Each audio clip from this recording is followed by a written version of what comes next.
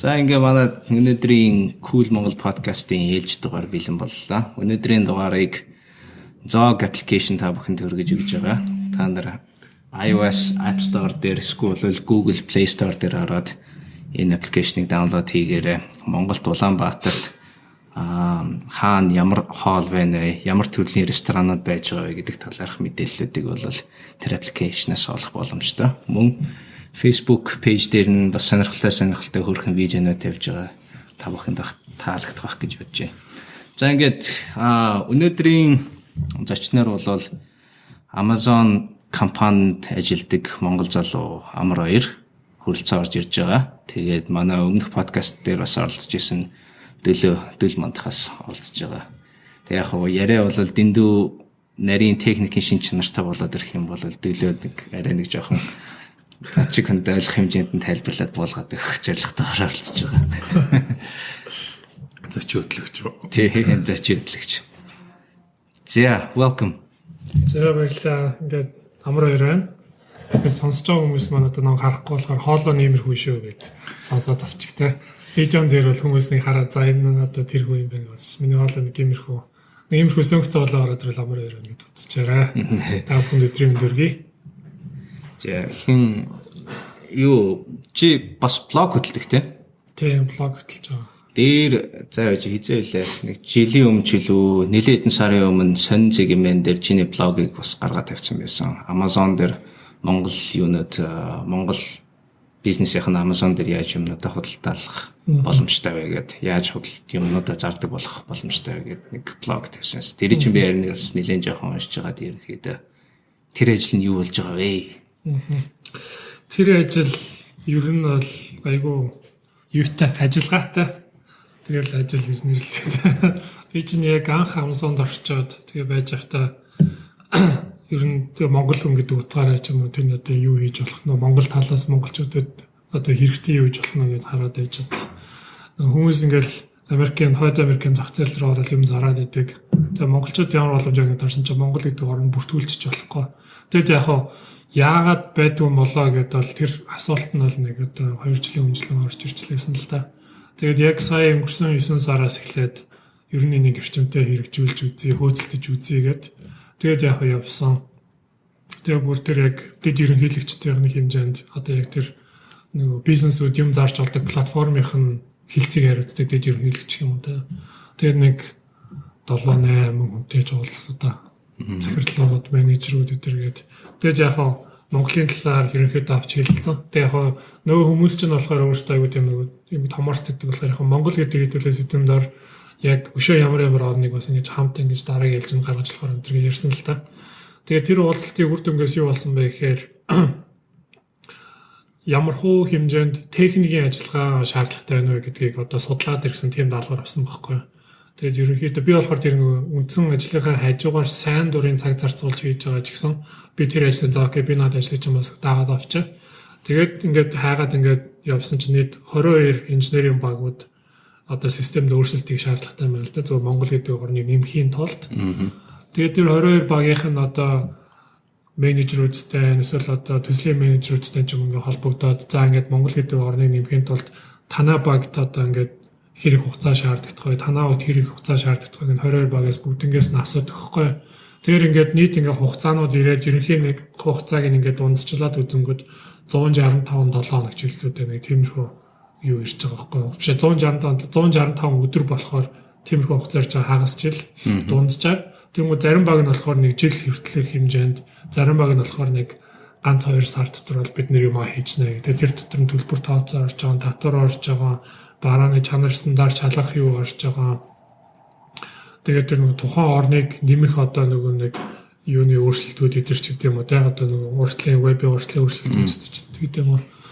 Тэгээд 165 хоног болно гэдэг нь чинь тэр чинь бүхэл бүтнийг багийн хагас жилийн төлөвлөгөө ороод ирчдэг. Тэгэнгүүт 2018 онд жишээлбэл 18 оныхоо төлөвлөгөөг инженерийн багууд чинь 2017 он эхэлж байхад батлаа гаргачихдаг.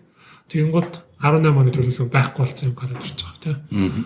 Тэгээд яг үнэхээр одоо энэ орныг 3 болон бусад тэр 21 орнуудыг нэмэхэд яг бизнесийн одоо бид нар тэргэж одоо хөрөнгө оруулалтын ашиг нь хэр юм бэ гэдэг тиймэрхүү ярианууд бас болсон л доо тий. Бид нар ингээд хагас жилиг энэ зарцуулж тий бид нар тэрг ашиг нь хэр юм бэ. Тэгээ тэрийг нэг хоёр шинжээж аваад тооцоол гаргаад янгот тэн дээр бас жоохон асуудалтай гарч ирсэн л та.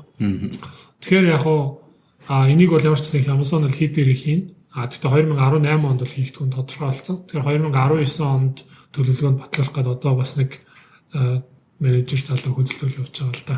Тиймэрхүү л байна. Ер нь бол тэгэхээр дээрээс бол ингээд за окей хэрэв боломжтой бол хий гэдэг зааварчилгаа өгсөн. Монголыг нэмээгээд зааварчилгаа өгсөн. Доотлолт яг нөгөө нэг тэрийг гардаж авах хүмүүс нь ингээ хугацаа шаардаад байдаг. Тэгвэл тэр нь нөгөө инженерүүд аваачаад тэр ажил зарцуулж байгаа буцаад тэр багуудад ямар ашигтай юм гэдэг тэр одоо ингээд одоо наашаа цааш олж байгаа юм да. Буюу энэ 22 орноос Amazon дээр юм зараад явах тэр одоо revenue-ийн хэмжээ нь бол хангалттай биш байна. Одоохондоо гэж харж байгаа тийм. Амар том потенциал биш. Тэгээд нөгөө талаасаа хараад үзэхлээр логистикийн айгүй том асуудал байх шиг юм тийм. Америкээс нэг хүн, Монголоос нэг хүн ингээд Amazon дээр юм зарж идэг. Нөгөөх нь Америкт нэг хүн ч юм уу, Европт ч юм уу өөр нэг газар ингээд худалдаад авчдаг. Тэр юмны бүгдийг пакэжлаад шуудангаар явуулаад ингээд явахсаар байвал нийтдээ баг хэдэн сар болох вэ? Сараас дээш хугацаа. Гар дээр хүлээж явах нь тийм. Одоо яг байгаа системээр ингээд явах юм бол тэгэн гот чинь нөгөө тал дээр нь Amazon-ыг ашиглаж байгаа хүмүүс чинь бол цагийн дотор 2 цагийн дотор зарим бараагаа хүлээгээ аваад сурцсан. Ер нь бол стандарт нь 2 өдрийн дотор бараагаа хүлээ аваад сурцсан хүмүүс чинь сар хүлээж чадах юм уугүй гэдэг бас нэг том асуудал баг шиг байна тийм. Тэгээ логистикийн асуудал дээр гэхдээ яг манай нөгөө нэг логистикийн систем нь өөрөө ингээд бүр платформ байдлаар шийдэгдэж өгсөн болохоор орон нэмэгдэл юм бол тэр экосистемд шууд орчин гэсэн үг. Тэрэн дээр бол яг тийм асуудал. Улс хооронд бол угаасаа манайх одоо Америк, Канада хоёрын хооронд ч юм уу, Америк, Мексик руу ч юм уу, эсвэл Хойд Америкаас Европ руу ч юм уу гэдэг гарцууд бол ингээд гаргаад нийж байгаа. Тэр нь л угаасаа 20 цаг дотор угаасаа амжихгүй шүү дээ, тийм. Өөрсдийн гэсэн одоо нэг хэд онгоцтой ажиллаад тэр онгоцоодоос нисгээд явж байгаа юмсан ч өөрсдийнхөө primary гэдэг. Монголын талын асуудал юу вэ гэхээр Монгол гэдэг орн нэмэгдэл хэрэгтэй. Нэмэгдэхийн тулд тэр нөгөө ихний бүх шаардлагуудыг хангаж өгөх хэрэгтэй. Одоо татварыг яах юм гээл эсвэл одоо нөгөө нэг хэрэглэгчд тэс одоо биш Amazon дээр зарж байгаа бизнес эрхлэгчдээс төлбөр Amazon авах хэрэгтэй шүү дээ. Тэр төлбөрөө яаж авах юм? Тэр Монголоос нэг хүн бараа Amazon дээр зарчлаа гэхэд тэр хүний мөнгийг дараад Монгол руу яаж буцааж явуулах юм гэдэг ч юм уу. Энэ асуудлуудаа шийдэж чадчих юм бол яг тэр нэг логистик ч юм уу fulfillment талдаа бол асуудалгүй. Суудхны татвар матар эдэр гэл заварсан юм дүүрч өгөх юм байна л да тий. Ер нь бол амаргүй л ажил юм байна тий. Зүгээр л нэг систем дээр Монгол гэл улсыг нэмдэг асуудал биш бүр амар том өөрчлөлтөд оруулах шаардлагатай болоо явчихдаг тий. За яг инженерийн зүгээс бодонгоц чинь би зүгээр ингээл за нэг HTML дээр зүгээр нэг UL ч юм уу нэвчмээр санагдаад байгаа байхгүй тий. Зүгээр лист дээр тий. Зүгээр л ганц Монгол гэж биччихээ. Тэгвэл тэр чинь цаашаа ингээл ганцхан мөр нэмэл болчих гоо тий. Тэр ганцхан мөр нэмэл болчих гоо. Ер нь нэг 10-15 жилийн өмнөхтэй ингээ харьцуулахад бол дурын нэг вебсайт руу ороод бүртгэлээ хийхлээр нөгөө улсынхаа үүсэл гарлаа тавьж байгаа шүү дээ тий. Аль улсаас гаралтай гэл тэгэл эм дээр нь очиад Мянмар гэл явж байгаа Мозамбик гэл яг Мон гэдгийг хайгаад нөгөөдг нь байхгүй байдаг. Монако гэл тий. Тэр асуудал нэрээ гайг болцсон юм шиг үү тий. Ер нь бол Монгол гэдгийг бол дурын вебсайтууд дээр бүрт зүгээр нэг гэхдээ одоо бүртгэлийн хэмжээнд дээр байгаа ч гэсэн бас айгүй Google-ийн одоо жишээлбэл яг Google Play Store дээр ч юм тэн дээр бол Монгол гэдэг байхгүй шүү дээ. Тийм. Google улсуудын нэр байж байгаа Rest of the World ч үлээ. Бусад улсууд гэдэг дотор л Монгол явж байгаа шүү дээ. Play Store руу бас юу явах гэдэг шиг байсан. Би подкастаа Google Play Store руу аплод хийх гэдэг гэсэн чинь Монголоос сандж байгаа болохоор нөгөө Google Music үлээ Play Music ч үлээ. Тэр нь Монголд бол байхгүй байгаа учраас та юу авах боломжгүй гэх. Тэгээ нэг бахан тоормоор ашиглаад хойлогдох гэж үдшээ. Тэгээд нэг юм болсон. Тэгээд тэр нь одоо available байдаг юм уу хүмүүсээ мэдэхгүй. Монголоос гарч байгаа л тэрийг хайж үзье гэж боддог байхгүй. Окей. Тэгвэл тэр ажил тийм байгаа юм байна. Ер нь чи Amazon-д ороод хэр удаж байгаа? Яг ямар төрлийн ажил хийдэг тэр компанид? Amazon ажилд би 2015 оны 2 сард орж ирсэн л та. Тэр ч одоо ер нь 3 жил гарсан гэсэн үг. Тэгээд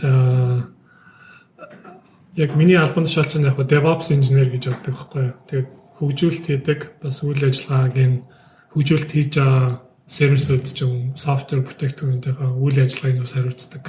Холимог одоо release инженерүүд гэж ярьдаг. Сүүлийн үед release инженерүүд маань яадаг вэ гэхээр код бичигвэл код биччихэн бичсэнийхээ үйл ажиллагаа найдвартай байдлыг хариуцыг бол хариуцчихдаг. Тийм хүмүүс байдаг л да. Системийн үйл ажиллагаа юм уу эсвэл бүр operations-ыг хэлээд байгаа юм уу? Системийн үйл ажиллагааг яг operations-тайгаар бид нэр ингэж зэрэг ингэж авч явдаг гэсэн үг байхгүй. Тэгмүүд одоо манай системийг агуулгах дотор Amazon-ы агуулгад хэрэгэлдэг. Одоо ингээд захиалга ороод ирэнгүүт тэр нэг захиалсан хүний үзгийг жишээ нь аль агуулгаас яаж дамжиж явах юм бол тухайн хүнд хамгийн хямд байдлаар өртөг багтай. Тэгээд хурдан яг амлсан хугацаанд авчиж өгөх гэдэг бүх тэр тооцоолыг гаргаж өгдөг. Агуулгах дотроо жишээ нь одоо тэр үзгийг ингээд сканертаал одоо нэг хайрцагт хийх болно шүү дээ. Тэгмүүд ямар хайрцагт хийх вэ? Гадуур нь юугаар орох гэдэг бүх юм нь одоо системжүүлээд өгсөн гэсэн. Тэгэхээр тэр дотор ажиллаж байгаа хүмүүс энийг харчаа за энийг нэг жижиг хайрцагт хийчихээ гэж бодох шаардлага байхгүй. Бүх юм цаанаас нь ингээд бэлдээд өгчдөг системүүд нь. Тэгэл агуулгуудын хооронд бараанууд зүүн, барааг хүлээж авах, барааг гаргана, барааг тэр нэг жижигхэн хэдэн 100 мянган одоо нүднүүдэд аваад хин очиж хаана хийхин зааж өгдөг. Тэгээд тэр чинь ингээд нэг агуулгын хэмжээ чинь Америкийн хөл бөмбөгийн талбай гэж байдаг шүү дээ. Тэгээд Америк хөл бөмбөг төлөө 28 ширхэг тийм хөл бөмбөгийн талбайг нийлүүлсэнтэй тэнцүү тийм том агуулгууд байдаг байхгүй. Тэгмээ тэр дотор нөгөө нэг ингээд хүмүүс алхаа явж байгаа шүү дээ. Алхаж явж байгаа хүмүүсийн биднээс эрүүл мэндийн бодоод нэг хүн жишээлбэл энд нэг нүдэнд авчиж үзэг хийснэ 3 км алхаж нэг ном хийснэ буцаад 3 км алхаад нэг цамц хийхээ оронд тэр хүний замын айл болох ингэж одоо ашигтай байдлаар бодоод тэр хүнийг одоо баг алхуулна гэсэн ч юм уу тийм тооцоолууд хүртэл гаргаж өгдөг. Тэгээ тэрний ерөөдөө яг манай хэлцээ хариуцж явдаг. Одоо систем. Тэгээ тэрэн дээр нь бид нар болохоор энэ хүмүүс хаана одоо ингэж илүү ашигтай ажиллаж болохоор энэ гэдэг судалгааг бид нэр хийгээд тэр одоо хөгжүүлж болох, сайжруулж болох юмудаа одоо манай release инженерүүд хийдэг гэсэн. Автоматч болох юм байна. Тэгээд нөгөө систем талдаа ажиллагаа, үйл ажиллагаа талдаа гэдэг маань болохоор яг одоо энэ агуулгууд чинь ингээл хэдэн зуугаар ажиллаж байгаа, тэр дотор чинь хэдэн 100 мянга ажиллаж байгаа. Бүгд ингээл жишээлбэл одоо нэг хайрцаглах одоо нэг мөчтөр ирэл юмаа ингээл сканердсэн чинь ямар хайрцагаар хайрцаглах нь гарч ирэхгүй тэр системд унчлаа гэж бодъё л да. Тийм бол тэр агуулгууд тэр чигээрээ зогсож байгаа байхгүй. Тэгэнгүүт тэр нь зогссон маань гэдэг нь юу гэсэн үг вэ гэхээр гадаа нь хүлээгээ зогсож байгаа ачааны машинууд нь цагтаа явж чадхаар болчихно. Тэдний цагтаа явж чадахгүй нэгдгэн дараагийн хөргөж өгөх газар нь хоосоо ингээд үлдчихэн гэсэн үг. Тэгээд ингээд явсаар хагаад хэрэглэгчид яг нэг 2 цаг дотроо ч юм уу нэг өдөр бараа хүлээж тэд нэр хоцсон ингээд бүр ингээд одоо англиар нэг cascading effect гэж ярьдаг ингээд нэг домино шиг тийм ингээд нэг нь унахаар ингээд цаашаа ингээд унаад явцдаг. Тэгэхээр тэрнээс нөгөө нэг сэрэмжлэхийн тулд бид нэр одоо тэр систем унахгүй байхыг төрүүлж яаж мэдэх вэ? Унах гадаагааг нь төрүүлж яаж мэдэх вэ? Тэгээд тэр нөгөө нэг яг эцсийн хэрэглэгч тэр систем унчлаа гэхээс өмнө бид нэр тэрийг засцсан байж явах хэрэгтэй байдаг байхгүй. Тэгэхээр тэр хүн ерөөсөө унцсан гэж ерөөсөө мэдэхгүй. Нэг 2 сканийн хооронд бид нэр баг нөгөөтгийг мэдээд гяс нэг юм руу шилжүүлж агаад нөгөө юм засчаад буцаад яадаг ч юм уу тэр арга хэмжээг авдаг гэсэн. Мэдээ. Сэргийлэх юм тийм. Сэргийлэх. Өчигдөр орж саяхан нэг подкаст сонссон байхгүй. Тэгээд тэрэн дээр яг нэг DevOps гэдэг сайн нэг амрааг ярьж байгаа шиг юм яригдаа. Тэгээд тэрнийх нь яг нэг түүх нь болохоор юм байл л дээ. Гэт нэг хөгжүүлэгчд буюу developers гэдэг нэг хэсэг улсууд байдаг. Тэгээд нөгөөдүүд болохоор ингээд системээ хөгжүүлээд амар гоё юм хийх ирмэлзэл хүсэлтэй те. Тэгээд нөгөөх нь ингээд хурдхан шиг ажиллагаанд оруулах хүсэл сонирхолтой нэг улсууд байдаг. За operations буюу нөгөө яг ингээд системийн найдвартай ажиллагааг нь хангаж мангаж байгаа улсууд ч юм болохоор шал өөр зорилготой хүмүүс байдаг гинэ. Нөгөөх нь яг үгээр энэ систем дээр аль болох бага өөрчлөлт оруулъя те. Аль болох ажиллаж байгаа хэмжээг ингээл бариад те. Яг алдаа гарах магадлалыг бууруулж байгаа шүү. Алдаа гарах магадлалыг бууруулах гэдэг байхгүй.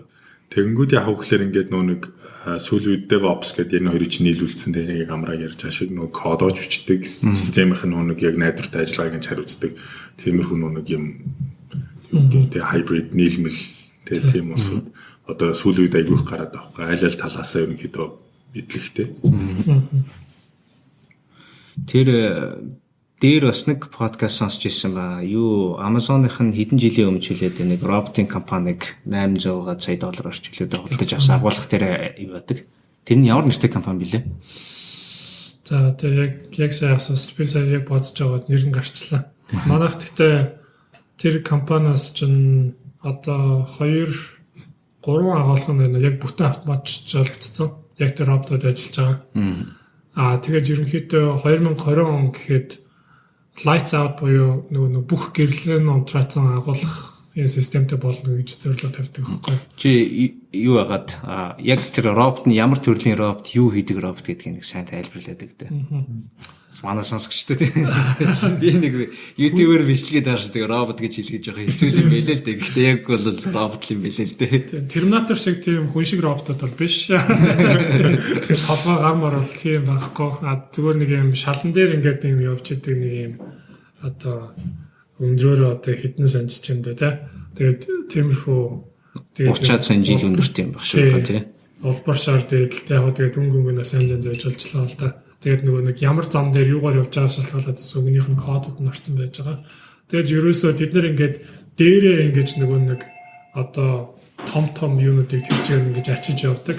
Одоо Amazon-ы агуулгууд чинь жишээлбэл хүн очиж ингээд юм авахаар яадаг гэхээр нүднүүд байгаа шүү дээ тий. Мангар олон нүднүүдээс ингэж нэг нэгээрээ сонголт хийдэг бол манай энэ роботууд чинь болохоор өөрөө очиод шууд тэр нөгөө нэг мангар олон нүднүүд өрцөн байгаа. Одоо тэр юг рак гэх юм одоо юу гэдэг те тэр хэсэг тэр чигээр ингээ өргөд аваад хүн дээр аваачаад өгчдөг байхгүй. Шүүгэл юм да тий. Төмөр шүүгэл шиг юм байгаа шүү дээ тий. Мангар олон нүдтэй төмөр шүүгийг тэр чигээр нь өргөж аваачиж өгөөд тэгэнгүүт тэрийг нөгөө өргөж аваачаад нөгөө хүн дээр аваачаад өгчдөг. Нөгөө хүн нь болохоор одоо өөрөө очиж нэг нүднээс юм авдаг байсан бол нүднүүд нь өөрсдөө нөгөө хүн дээр нэрээд байгаа гэсэн үг байхгүй шүүгүүд нь. Тэгээд тийшээгээ баруун тийшээгээ харж хэд нүднээс юм аваад робот нь яваад өгнө. Зүүн тийшээгээ хараад хэд нүднээс юм аваад робот нь яваад өгдөг. Тэгэл нөгөөдөл нь очил бас Kiva одоо санаанд. Kiva yes. Яг ярьж байгаад орж ирсэн шүү дээ. Манай Kiva роботод тэгж ажилладаг. Тэгээд яг одоо сайжруулад Kiva роботуудаа бүр ашиглаад агуулгах хоорондоо зөв юмудаас Kiva-г ашиглаад ингээд тэр чигээр нь зөв ингээд pod transfer гэдэг төсөд гарч ирж байгаа ч юм уу. Тэгээд туршилтаар болохоор яг одоо тэр нэг нүднүүдээс сонголтууд хийгээд байна шүү дээ. Тэрийг бас ингэж одоо роботоор бас одоо AI тэр хэмэл оюухан ашиглаад юм зүгээр роботын гар оруулаад ингээд одоо нэг үзгийг ингэж авч чадаад ингээд одоо ингээд бүс рүү унгаж чадах, зөөдөг бүс рүү унгаж чадах нь ч юм тиймэрхүүндээс туршмарт явуулж байгаа л да. Ер нь бол автоматжуулалт руу аягүй хөрөнгө оруулалт хийдэг компани л болчихлоо юм л да.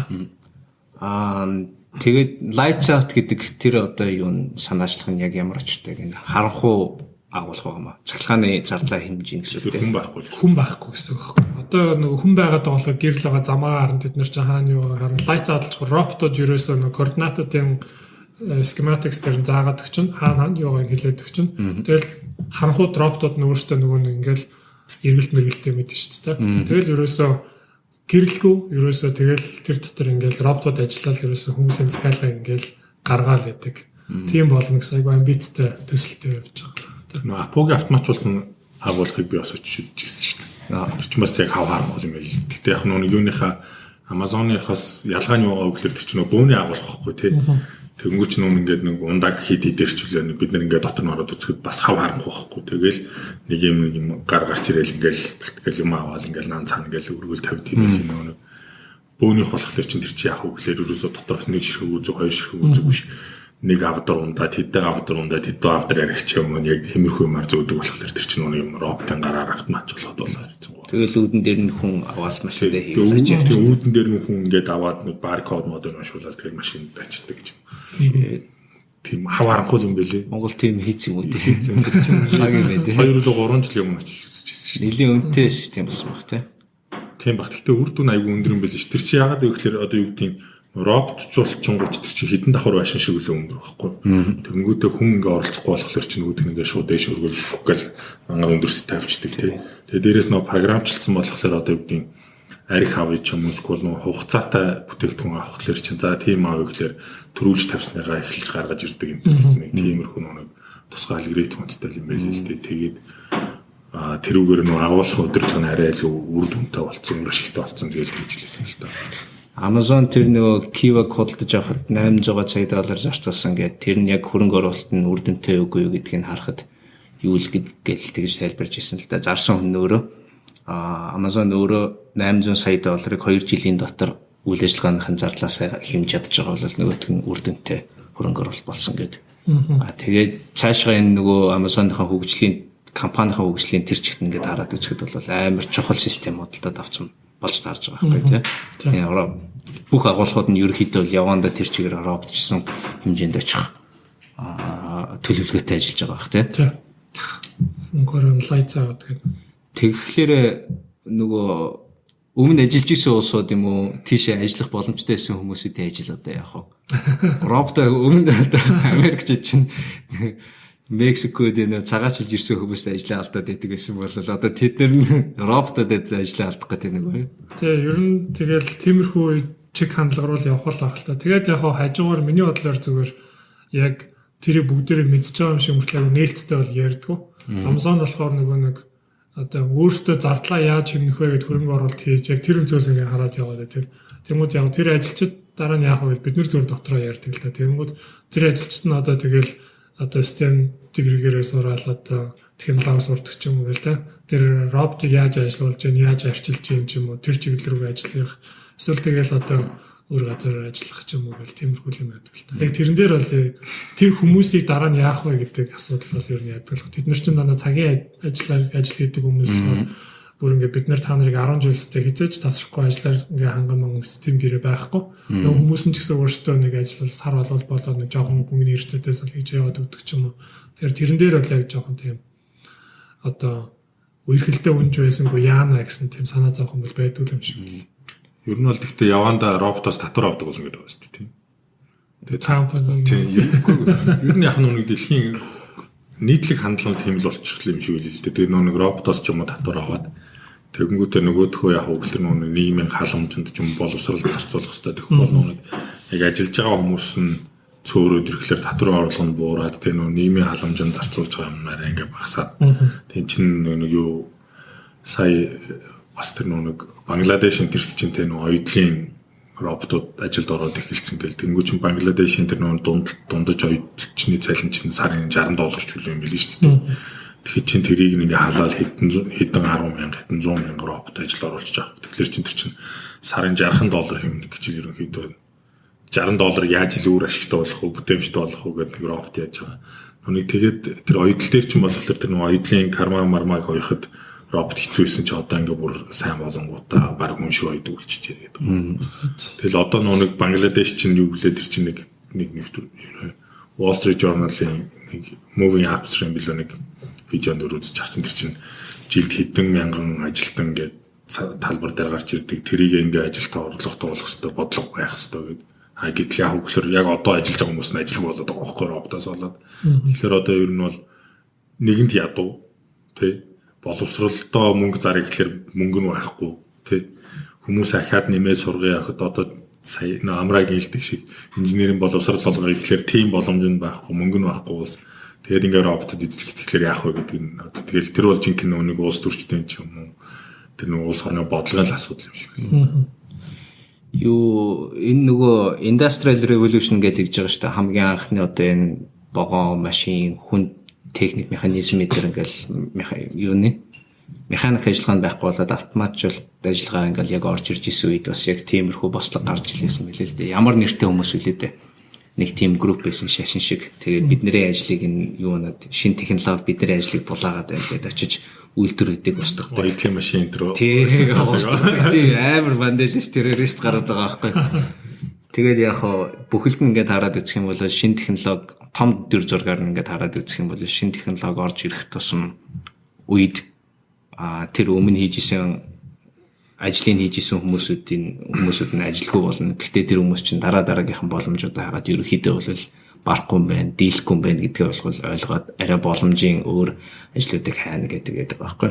Тэгсэн хэм билет нэг ярьцлага сонсч ирсэн чинь энэ их ингээ роботжуулалт ингээд явагдаад байгаа үед ийм хүмүүсүүдийг яах вэ гэдэг энэ хүмүүсүүдийг хаана ямар ажил болох вэ гэсэн чинь хамгийн гол хариулт нь болохоор healthcare гэдэг жил л дээ. Хүн арчлах ажил байгаа байхгүй. Буюу совилгчийн ажил одоо Монгол байхгүй л гэхдээ яг нөгөө хөгжүүлгийн совил мовил дээр ингээл байдаг. Яг ингээд хүний роботын хийж чадахгүй байгаа ажлуудыг бол хүмүүс тэрэн дээрээ бол илүү их тийшээ хандна очно гэдэг байгаа байхгүй. Уу яг тэгэл явандаа тэгэл хүний орны хэмжлийн даваг нэг робот сэлдэг л болчих байлгүй.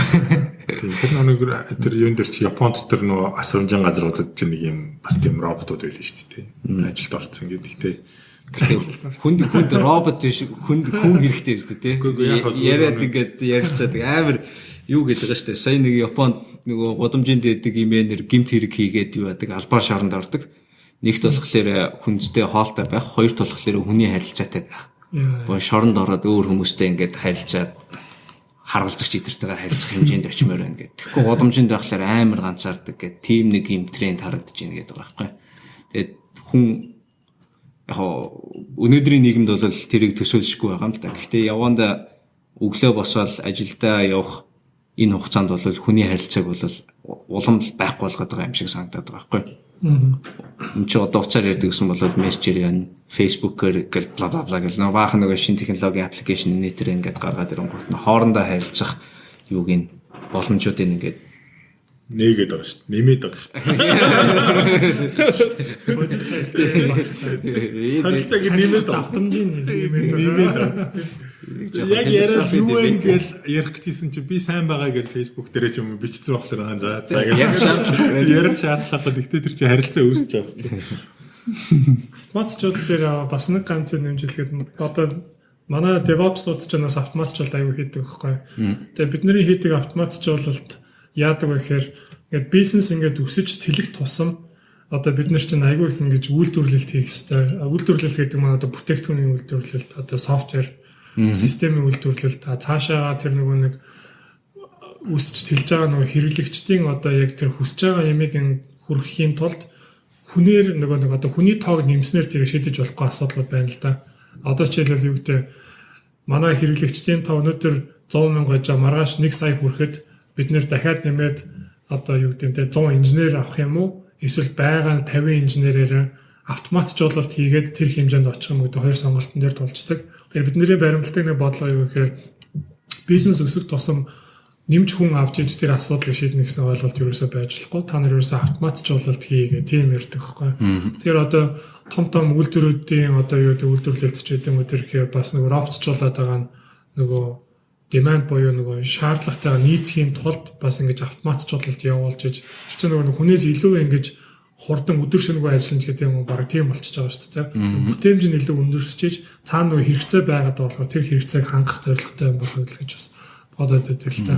Тэгэхээр бид нар чинь одоо манай агуулгын ажилчид ийм асуудалтай тулгарлаа гэдгээд өнөөдөр нэг call center байждаг ч юм уу те нөгөөд нь ингээл бага хүмүүс хариулаад байгаа шүү дээ. Агуулгууд нэмэгдэх тусам нөгөө call center чи ачаалаа даахаа болж эхэлнэ гэж гэдэг юм уу. Тэгэнгүүт нөгөө call center чи хүн гэл нэмж аваалах юм бол тэр чинь ингээл хүний нөгөө тэр хүмүүсийг сургам мурган гэл бөөн асуудал болно. Тэгэнгүүт зарим нь явж байгаа гэдэг. Тийм болж ирсэнээр инженерүүд дээр нөгөө асуудал ирчихэж байгаа байхгүй. За ямар ч хэн агуулга гарч ирээд хэдэн 100,000 хүн ажилд авсан байсан. Энэ хүмүүст гарч болох асуудлыг та нар өнгөрсөн датан дээр үндэслэж ингэж тулгуурлаад тэр асуудлуудын шийдэж өгөх системийн гарцуудыг хийгээд бид нар тийм даалгавар өгч байгаа байхгүй. Тэгвэл бид нар нөгөө ингээл дата дээр анализ хийж байгаа за ийм асуудал гарч ирэх юм байна. Тэрийг ингээ хүмүүст ингээд өгчий. Хүн тэрийг ингээ сонгох юм бол цаана бид нар ингэж таамаглаад энийг ингээ шийдээд өгчий гэдэг тийм бас орчин юм да. Автоматжуулалт. Яг нөгөө технологийн салбарт чинь онцлогийн төр байхгүй. Тэгэхээр нэг одоо нөгөө Instagram энтрийн түүхчин тийм шүү дээ. Ерөнхийдөө нэг 5 билүү 10 инженертэй Reddit-ийн би саяхан өчигдөрхөн бас нэг юм үзчихсэн. Манайх ингээ Reddit ингээд анх эхлэхдээ 10 билүү 15 байсан. 10 жилийн дараа 10 билүү 15 хэвээрэлээс гэдэг байгаа байхгүй тий. Тэр чинь тэгэхэд чинь тэр хооронд хэрэглэгчд нь хэд дахин өссөн тий бүр амар бүүм хийж баг 1000 дахин өсчдөг. Тэнгүүд нөгөө ажилчдын тон баг хэвээрэл байгаа байхгүй. Тэрнтэй адилхан одоо юу гэхээр одоо технологийн салбарын бол бид нар миний ч гэсэн бодол бол тийм шүү. Бид нар аль болох ингээ юмнууд автоматжуулах хэрэгтэй. Цөөн хүний хүчээр аль болох хийх хэрэгтэй. Өөрөөр хэлбэл нэг хүний бүтээмжийг өндөрлөх хэрэгтэй. Асуудал байгаа даа шүү дээ автоматжуулах гэдэг чинь. Socialist utopia-аар явах хэрэгтэй. Сая Amazon-ын бас юуг худалдаж явсан юу лээ? Whole Foods те. Whole Foods гэдэг дэлгүүрийг худалдаж аваад тэгээ хамгийн анхныхан нөгөө каширгүй регистер гэдэр байхгүй тийм дэлгүүрээ нээлээгээд хүмүүс оронгуудаа шууд нөгөө тэр супер AI камер системүүд нь бүгдийг нөгөө хүний таниад энэ хүний төрөв чинь юм байна, кредит карт нь энэ үнийгээд хооронд нь холбоод юм аваад гарахт нь тэр бүтээгдэхүүн нь шууд баркодоор камераараа бүртгэл ингээ явцдаг нэг амар супер систем яриад байсан. Анхныхын туршилтынх нь л да. Чи тэрэн дээр оролцож ирсэн үгүй юу? Төсөлтөр нь бол оролцож байгаагүй. Зүгээр яг оч зур үйлчлүүлсэн. Иймэрхүү төслүүд ч нас нууцын зэрэгэлтэй явдаг.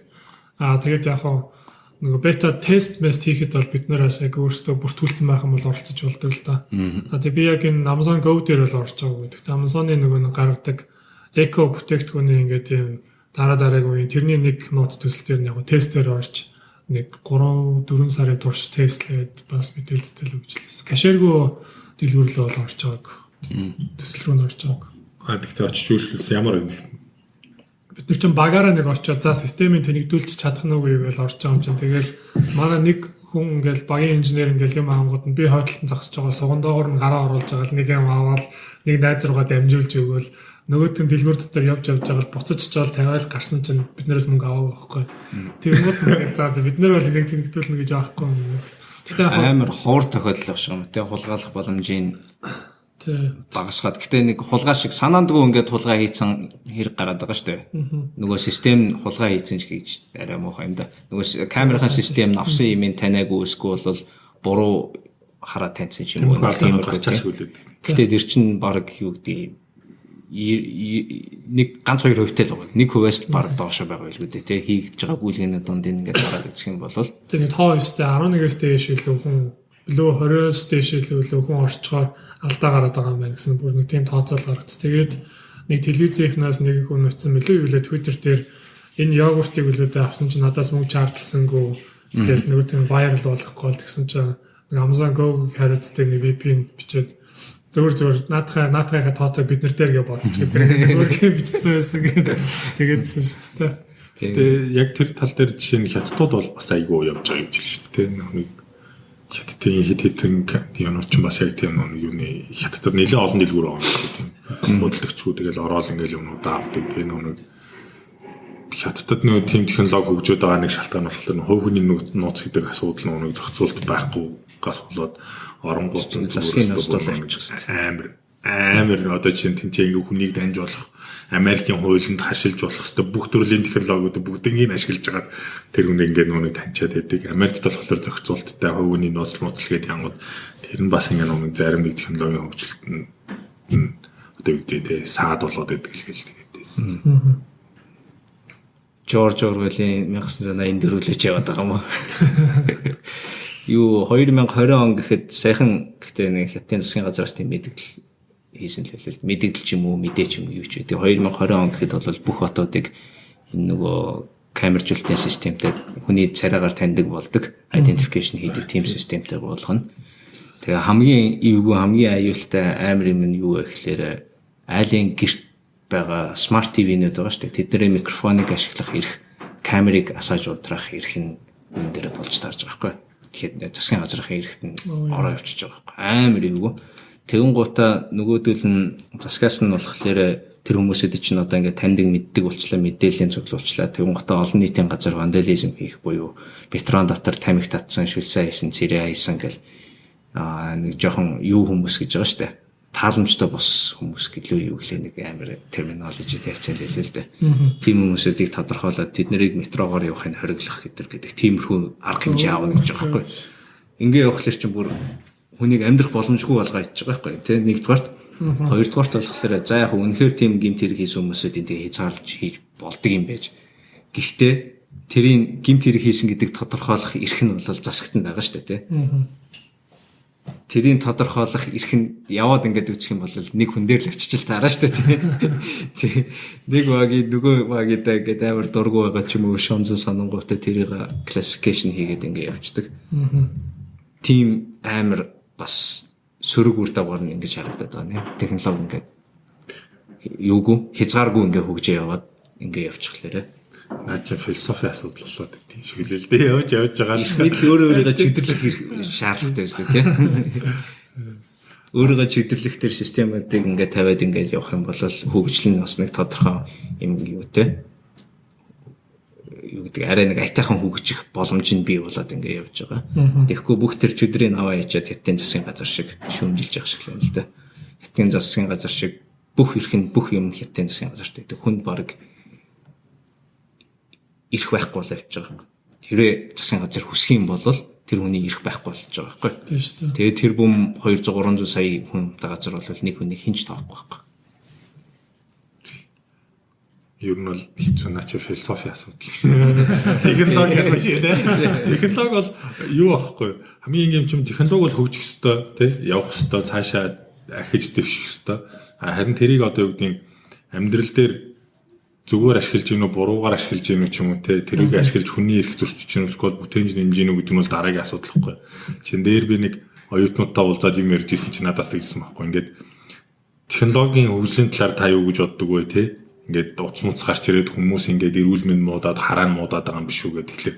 Тэгэхээр би бол одоо юу гэдэг технологиг бол одоо яг чиний харж байгаа шиг ч юм уу те та нарын харж байгаа шиг бол харахгүй байна те. Технологи бол хөгжих ёстой. А хүн яаж ашиглахаа өөрөө мэдэх ёстой те. Тэрнээс биш одоо юу гэдэг хотго бол технологи шүү дээ те.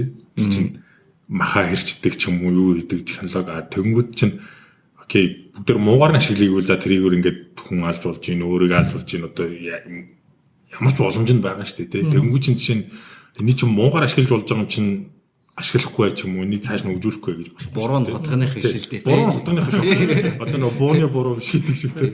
Хэрэглэгчийн буруу гэж шүү тийм. Хэрэглэгчийн буруу. А тэрнтэй адилхан одоо юу гэдэг гэхээр технологи бол миний бодлоор бол ингээд хөгжүүл аюу гоё явах хэрэгтэй байхгүй. Тэрийг эргүүлээд одоо юу гэдэг хүмүүний сайн сайхны төлөө юм уу те нөгөө хүнлэг инэрэнгүй ардчлалын нийгмийнхаа төлөө ч юм уу эсвэл өөрөө диктатор руу явах уу гэдэг нь бол тэр чинь өстө жинхэнэ төрийн ч юм уу улсын скол философи бодлого болох юм шиг.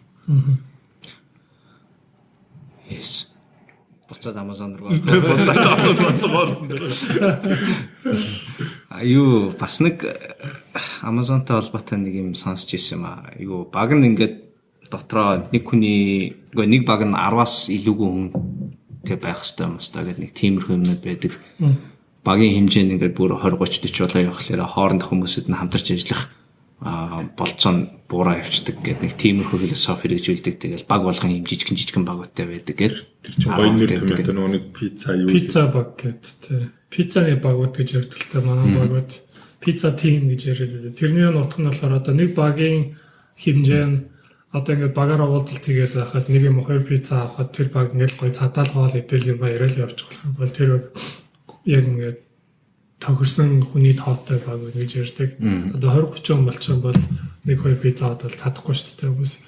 Тэр шиг. Гэхдээ тэрний цаана юу нь болохоор хүний тоо олон болоод ирэхээр шийдвэр гаргах процесс аяг удаан болоо явцдаг. Одоо 20 хүн нэг өрөөнд нэг ширээ тойр цууж яагаад одоо нэг сонголт хийнэ гэдэг бол амар хэцүү асуудал байдаг байхгүй. Яагаад гэвэл тэндээс чинь хүн болгон өөрийнхөө бодлыг хэлнэ. Тэгээ нөгөө шийдвэр гаргах хүн бүр ингэж яачдаг ч юм уу. Сонголт хийх ч юм уу толгойн хэрэгждэг. Яг л хүний бодоог заавал бодсон хүн байж байдаг.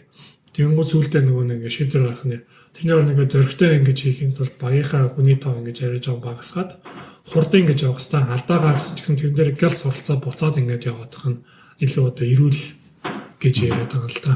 Тэгээд явж байгаа. Манай огч гэсэн за нэг миний ажиллаж байсан багийн 6 хүнтэй, нэг нь 4 хүнтэй, хамгийн том нь нэг 7-8 хүнтэй л баг байсан баг. Тэгэхээр юм тэрнээс их бол байхгүй. Ер нь компани соёл нь ямар шүү вэ? Тал талаас нь ингээд хараад үзэхлээр тал талаас нь шахах. Зүгээр л хэвлэл мэдээлэлээр гарч байгаа энэ артиклуудыг харахад амар супер компетитив. Тэгээд efficiency дээр айгүй их анхаарсан. Тэгэл алдаа хийхэд л баг дотор нь одоо ажиллаад яг ингээд нэг operating тал дээр хийж ажиллаж исэн хүний нэг блог жилээд нэг нийтлэл гарсан байсан. Дотор нь ажиллахад бол өстой яг морь маш их зүтгүүлд юм байлээ. Амар хэцүү юм байлээ гэд. Тэгээд нөгөө талаас нь бас хараад үзэхлээр арай нэг өөр одоо нэг чинийх шиг юм төвшөнд ажиллаж исэн хүмүүсийн сэтгэл нь болохоор бас айгүй компетитив хоорондоо өрсөлдөөн амар хийхтэй тэгэл алдаа гарах болно. Алдаа гарахаас айдаг ч юм уу нэг тиймэрхүү. Тэгэл нэг амар тим уур амьсгалтай байдаг гэд. Чиний туршлагаас ямар шүү гэдэг юм хараад миний одоо 3 жил гарагийн туршлагаас харахад бол за яг Amazon-ы соёлыг ярихаар нэг юм leadership principle гэдэг юмнууд байдаг. Одоо 14 болцсон байна. 14 leadership principle буюу Amazon-д ажилладаг хүн болгоны мөрдөж дагаж явуул одоо зүгээр гээд нэг юм 14 нэг юм удирдахч хүний шинж чанар нэг тийм байдаг хгүй. Одоо жишээлбэл хэрэглэгчдийнхаа төлөө одоо юм донцсон юм шиг хэрэглэгчдийнхаа төлөө үйлчилж явах хэрэгтэй. Customer obsession гэж ярьдаг. Эсвэл одоо томор сэтгэж явах хэрэгтэй. Think big. Эсвэл удирдахч хүмүүс зөв байх хэрэгтэй. Маш олон удаа зөв байх хэрэгтэй гэл ийм хүмүүс байдаг л та. Доороо тэгээд тайлбартай. Тэгэнгүүт яадаг вэ гэхээр нөгөө байгууллага ингээд томрох тусмаа тэр нэг байгууллагын дотоод соёлыг ингэж авч явна гэдэг маань ингээд хүн болгонд очиод өөрийнхөө бодол дээр үндэслээд ингээ юм хэлээд ээж болохгүй. Тэр нь ямар ч тийм нэг одоо sustainable буюу цааш ингэж тэлэх боломжгүй шийдэл болчдөг. Тэнгүүдийн үндсэн соёлын ийм одоо шинж чанаруудыг оруулаад өгөнгүүтээ хүмүүсээ яаж барьдаг вэ гингүүд одоо чинь 6 сарын дараа 1 жилийн дараа нэг ажлын үнэлэмжүүд ярьдаг шүү дээ. Тэр үнэлэмжүүд дээр энэ нөгөө нэг 14 шинж чанараас 3-3-ыг аваад энэ хүн аль одоо шинж чанар дээр сайн ажилласан, байлал дээр муу ажилласан бай тэр гээд өдөр болгоо нөгөө нэг тэгэнгүүт тэрийг бодож иж 6 сарын дараа ч юм жилийн дараа тэрэн дээр үнэлэгдэнэ гэдгийг мэддэг болчихж байгаа. Тэгээд ингэж яваад хэр ерөнхийдөө юм соёл тогтцдаг. За нөгөө хэр их ажиллах вэ одоо нөгөө ажил гэрийн одоо баланс ч гэдэг юм уу те ажил амралтын баланс ч юм уу одоо хэр одоо өрсөлдөөнтэй тэр нь бол яг баг юм уу хилцээсээ шалтгаалдаг. Би болохоор одоо азтай байсандаа ч юм уул нь 3 багтаа л ажилласан л да 3 жилийн турш. 3 өөр багуудтай ажиллаж үзэхэд надад бол ерөөсөө тийм хэцүү юм ерөөсөө байгаагүй. Нэг л удаа нэг жоохон нэг хэцүү багтаа жоохон ажиллаж байсан. Гэхдээ тэр баг нь өөрөө нөгөө нэг айгуу тийм систем нь айгуу асуудалтай баг байсан болохоор бид нэр өөрсдөө л асуудал авчираад байдаг байсан болохоос тэрнээс ч нэг юм баг нь цаанаасаа бүр нэг тийм муухай амьсгалтай тийм бол байгаагүй л да. Тэгэхээр одоо юу гэдэг хүссэн цагтаа ажилдаа хүссэн цагтаа явчихдаг. Би бол нэг 5-т өдөр бол ер нь ажиллах дурггүй. Тэгээл нэг 4-т гэхэд ер нь хамаг ажиллаа дуусчихвал 5-т би дэмэдийн явчихдаг байхгүй. 5-т одоо хаашаа чи машина аваад ч юм уу эсвэл нэг өөр хот руу нисэл явчихдаг. Тэгээ бүтэн сайн орой буцаад өрөөдөртэй. Эсвэл одоо менежертэй ярьж байгаа. За би ер нь энэ 7 хоног ер нь жоохон баг цагаар ажиллаж, энэ 7 хоног гэрээсээ ажиллаж, энэ 7 хоног би нүүр хотоос ажиллаж ажиллаа жоохон толгоогоос эргэж жаад ирмээр ямар ч асуудал байхгүй. Тэгээд соёл дээр бол ер нь надад л аягүй таалагдсан. Зүгээр нэг тийм жоохон зардлаа хэмнэн гэдэг тийм нөгөө философитой компани гэдэг болохоор бусад компанитай харьцуулангууд нөгөө нэг тийм хэллэг байдаг шүү дээ. Хашааны нөгөө талын өвс дандаа илүү ногоон харагдаад байдгаа гэдэг. Айл ийм л гоё шүү дээ тий. Хүний ийм л гоё гэдэг шүү дээ тий. Тэр шиг яа дотроос ингээ харж байхад яг гайгүй мөртлөө гаднах өөр компаниустай харьцуулангууд нөгөө хоолмол байдгүй ч юм уу гэх нэг. Эсвэл ингээл нэг онгоцоор ингээл одоо чинь Amazon, Facebook компани хоёрын ажилчид ингээд нэг хотоос нөгөө хот руу нэсгээд Facebook компани ажилчид одоо бизнес класст суугаад Amazon-ийн хөдөлтөд одоо тийм зардлаа хэмнээ явж байдаг ч тийм номер гэдэг. Соёл моёл дээр л юм гэс тэрээс ер нь бол ер нь уур амьсгалын хувьд бол аюу айтайхан л байдаг юм тий. Аллаа гаргахаас бас нэр тийм бол байхгүй. Би ч нэг алдаа гаргаад Японы агуулгын системийг тэр чигээр нь зогсоож исэн гаш штэ. Тэгээд тодорхой хугацаанд тэгээд тэр чинь болохоор ер нь нөгөө нэг save нэг буюу хамгийн одоо өндөр зэрэглэлийн одоо импакттай нөлөөтэй асуудал гэж явагддаг байхгүй. Дараа нь тэрэн дээрээ ингээд би нэг 10-аад хуудсан юм нэг юм бичин тайлан бичиж өгөн тэр тайлангаа ингээд одоо 10 гаруй ингээд ахлах менежер инженер захирлуудад ингэж тэргээ танилцуул нөгөөдөл нь намайг шаарна яагаад ингээгүү яагаад яг манай менежер надад орно л та. Тэгэл тэрийг ингэж хамгаалж гарч ирэн тэрнээс сурсан юм процесс болгож буцаж бүх багуудад ингэж сурсан ийм сурсан шүү ийм алдаа битгий гаргаарай гэж яамаа гэд.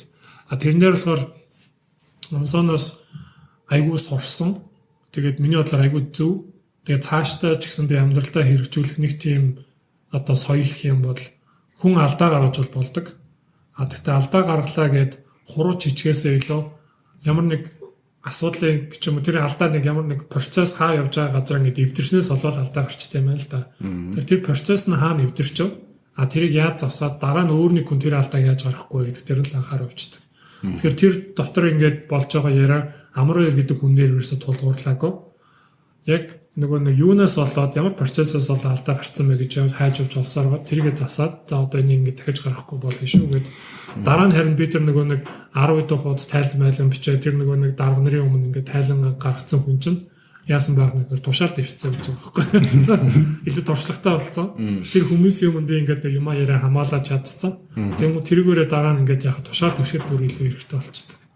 Дараа нь нөгөө дараа нар чинь менежер чинь тиймэрхүү юм болж ихэнх амраас ч асуучихтай. Наад чинь иймэрхүү юм дээр өмнө ажиллаад ингэжсэн ингээд. Тэгээ би нөгөө нэг юм туршлагатай баг болчихдог гэж байна. Тиймэрхүү. Алдаанаас суралцсан. Ер нь бол цөөхөн юм унгаасан хүмүүсийн цөөх хүмүүсийн нэг нь болсон. Юм унгааж үзсэн. Тэрдэж үзсэн туршлагатай. Тэгэхээр одоо яг чиний хийж байгаа ажил чинь байгууллагынхан за номер 1 хүн нь бол Jeff Bezos тий. Тэгээд хамгийн доор нөгөө хүн буюу дөнгөж ажилд орсон цагийн ажилтан. Bezos 1 цагийн ажилтан 100. Чиний албан тушаал хийж байгаа ажил чинь хаа хэвчээ байдгийг. За ингээд яачлаараа Bezos-ыг манай ингээд дотроо ингээд нөгөө нэг төвшнүүдтэй байдаг л да level 1 2 3 4 гэдэг явчихдаг. Bezos ч 13 бил 14 дээр өдөө. За. Тэгээ би бол 5 дээр байгаа. Сая 6 руу орох юм дээр явж байгаад тэгээд Amazon-оос ажлаас гарч байгаа гэдэг. Тэгтээ яг өөр газар орж байгаа. Тэгээд яг би болохоор 5 6 2-ын хооронд байсан гэж болно. Нэг нь болохоор яг нэг дөнгөж орж байгаа агуулгад орж байгаа цагийн ажилчид ч гэдэг юм уу гэх л да. Тэгээд яг corporate компанийн бол дандаа level 4-өөс эхэлж ордог. 5 болохоор ахлах гэж явждаг ч юм уу. Нилийн яг ахиж эхэлж байгаа үе шатн дээр л явж байгаа юм шүү дээ тий. 5 6 лууд өгч байгаа тий. 6 руу ороход бол ер нь аюу шаардлага өндөртэй. 6-аас 7 руу орно гэдэг бол бүр ер нь аюу хэцүү бүр хэдэн жил ажиллаж байсан ч юм уу. 7 ч одоо principal engineer гэж явдаг. Тэр нь болохоор ер нь Amazon-ы цаашдын чиг хандлага ямар байх вэ гэдгийг тодорхойлж өгөх гарууд болчихдог байхгүй юу. Тэгэхээр одоо Amazon-ы хэмжээнд нөгөө нэг технологийн асуудлыг шийдэж өгч яадаг. Тийм level 7 гэж явчихдаг байхгүй юу. Үндсэн аюу цөөхөн болох бох тийм. 7 бол аюу цөөхөн. Тэгээ манай одоо яг DevOps софтвер дээр хэдэн үг байт юм бэ? 10 ч директорүүд байхгүй юу. Тэгэхээр одоо яг нэг юм нэг том хилцүүдийг одоо Amazon Go гэл дөрөв ярьсаас Prime гэдэг бид нар чинь нэг л директортай байгаа шүү дээ. Тэр юм шиг тийм. Amazon-х яг санаатай юм уу санаандгүй юм тэр нэг cloud технологи руу төрүүлээд орцсон тийм. Тэр нь одоо үгийн завнууд руу дэлхийн номер 1 cloud provider болсон тийм. AWS гэж AWS тийм. Тэр чинь болохоор чинь ингээл нэг уншихлаар чинь нэг тийм санамсаргүй юм шиг юм байл шүү дээ. Одоо ингээд нэг 100 ч юм уу ингээд сервертэй байсан тий. Тэгээд нөгөөх ингээд юмаа хийдэг байсан чинь баярын өдөр болол Christmas center болонгууд л нөхдүүд ингээд амар их ачаал ирдэг, захиалга ирдэг. Тэр чинь жирийн үеэс хэд дахин олон ч хүлээд. Тэгэнгүүт нь нөөдхөндөө зориулаад ингээд нэг дэд бүтцээ бэлтждэг нэг баяр. Ер нь бол ингээд хамгийн өндөр ачаалах үед ингээд нэг иймэрхүү байна гэдэг тэрэндээ зориулах юм бэлтждэг. Тэгсэн чинь амар ихтэй хүчин чадал илүү гараад тахлаа. За энийг яах вэ? За юу ч гэсэн хүмүүс түрээсэлчий гээл ихэлсэн юм шиг байгаа. Тэгээ санам ингээд нөгөө төөх мөхөр уншихлаар айгүй санамсаргүй юм шиг байгаа байхгүй. Тэгэнгүүт одоо болохоор чинь дэлхийн номер 1 те. Тэгэнгүүтээ яг ингээд жишээ нь cloud-ийн зах зээл дээр дараа нь хоёрт нь орж ийн Microsoft орж ийн тий. Тэр Azure орж. Azure орж байгаа. Тэнгүүд Azure чинь Amazon-ы ажууд мангар жижиг юм байна. Талд нь чүрх. Амар жижиг. Гэтэ дотоод үйл ажиллагаанд бүгдэн дээр нь cloud-а яг л Amazon-ы cloud-ыг л ашиглах юм шүү дээ. Өөр юм ашиглахгүй. Өөр юм ашиглахгүй. Dropbox дээр бас тэгээд байсан шүү дээ. Dropbox ч анх үүсэхдээ AWS-ээс сервер түрээсэлдэг байсан гэд. Тэгээ нөгөөх нь үйл ажиллагаанд амар том болоод нэлээд том бизнес болоод ирэнгуутаа шууд Amazon-оос шууд хамааралтай бизнес болсон. Тэгэнгуутаа Dropbox-ийн хийж чадсан амар мундаг юм нь юу вэ гэхээр AWS-ээс өөрийнхөө сервер рүү шилжих энэ процессыг айгүй асуудал багтаа айгүй смуут шилжүүлсэн гэдэг байгаа байхгүй. Тэгээд хүний сервер түрээслэх биш өөрийн байртай.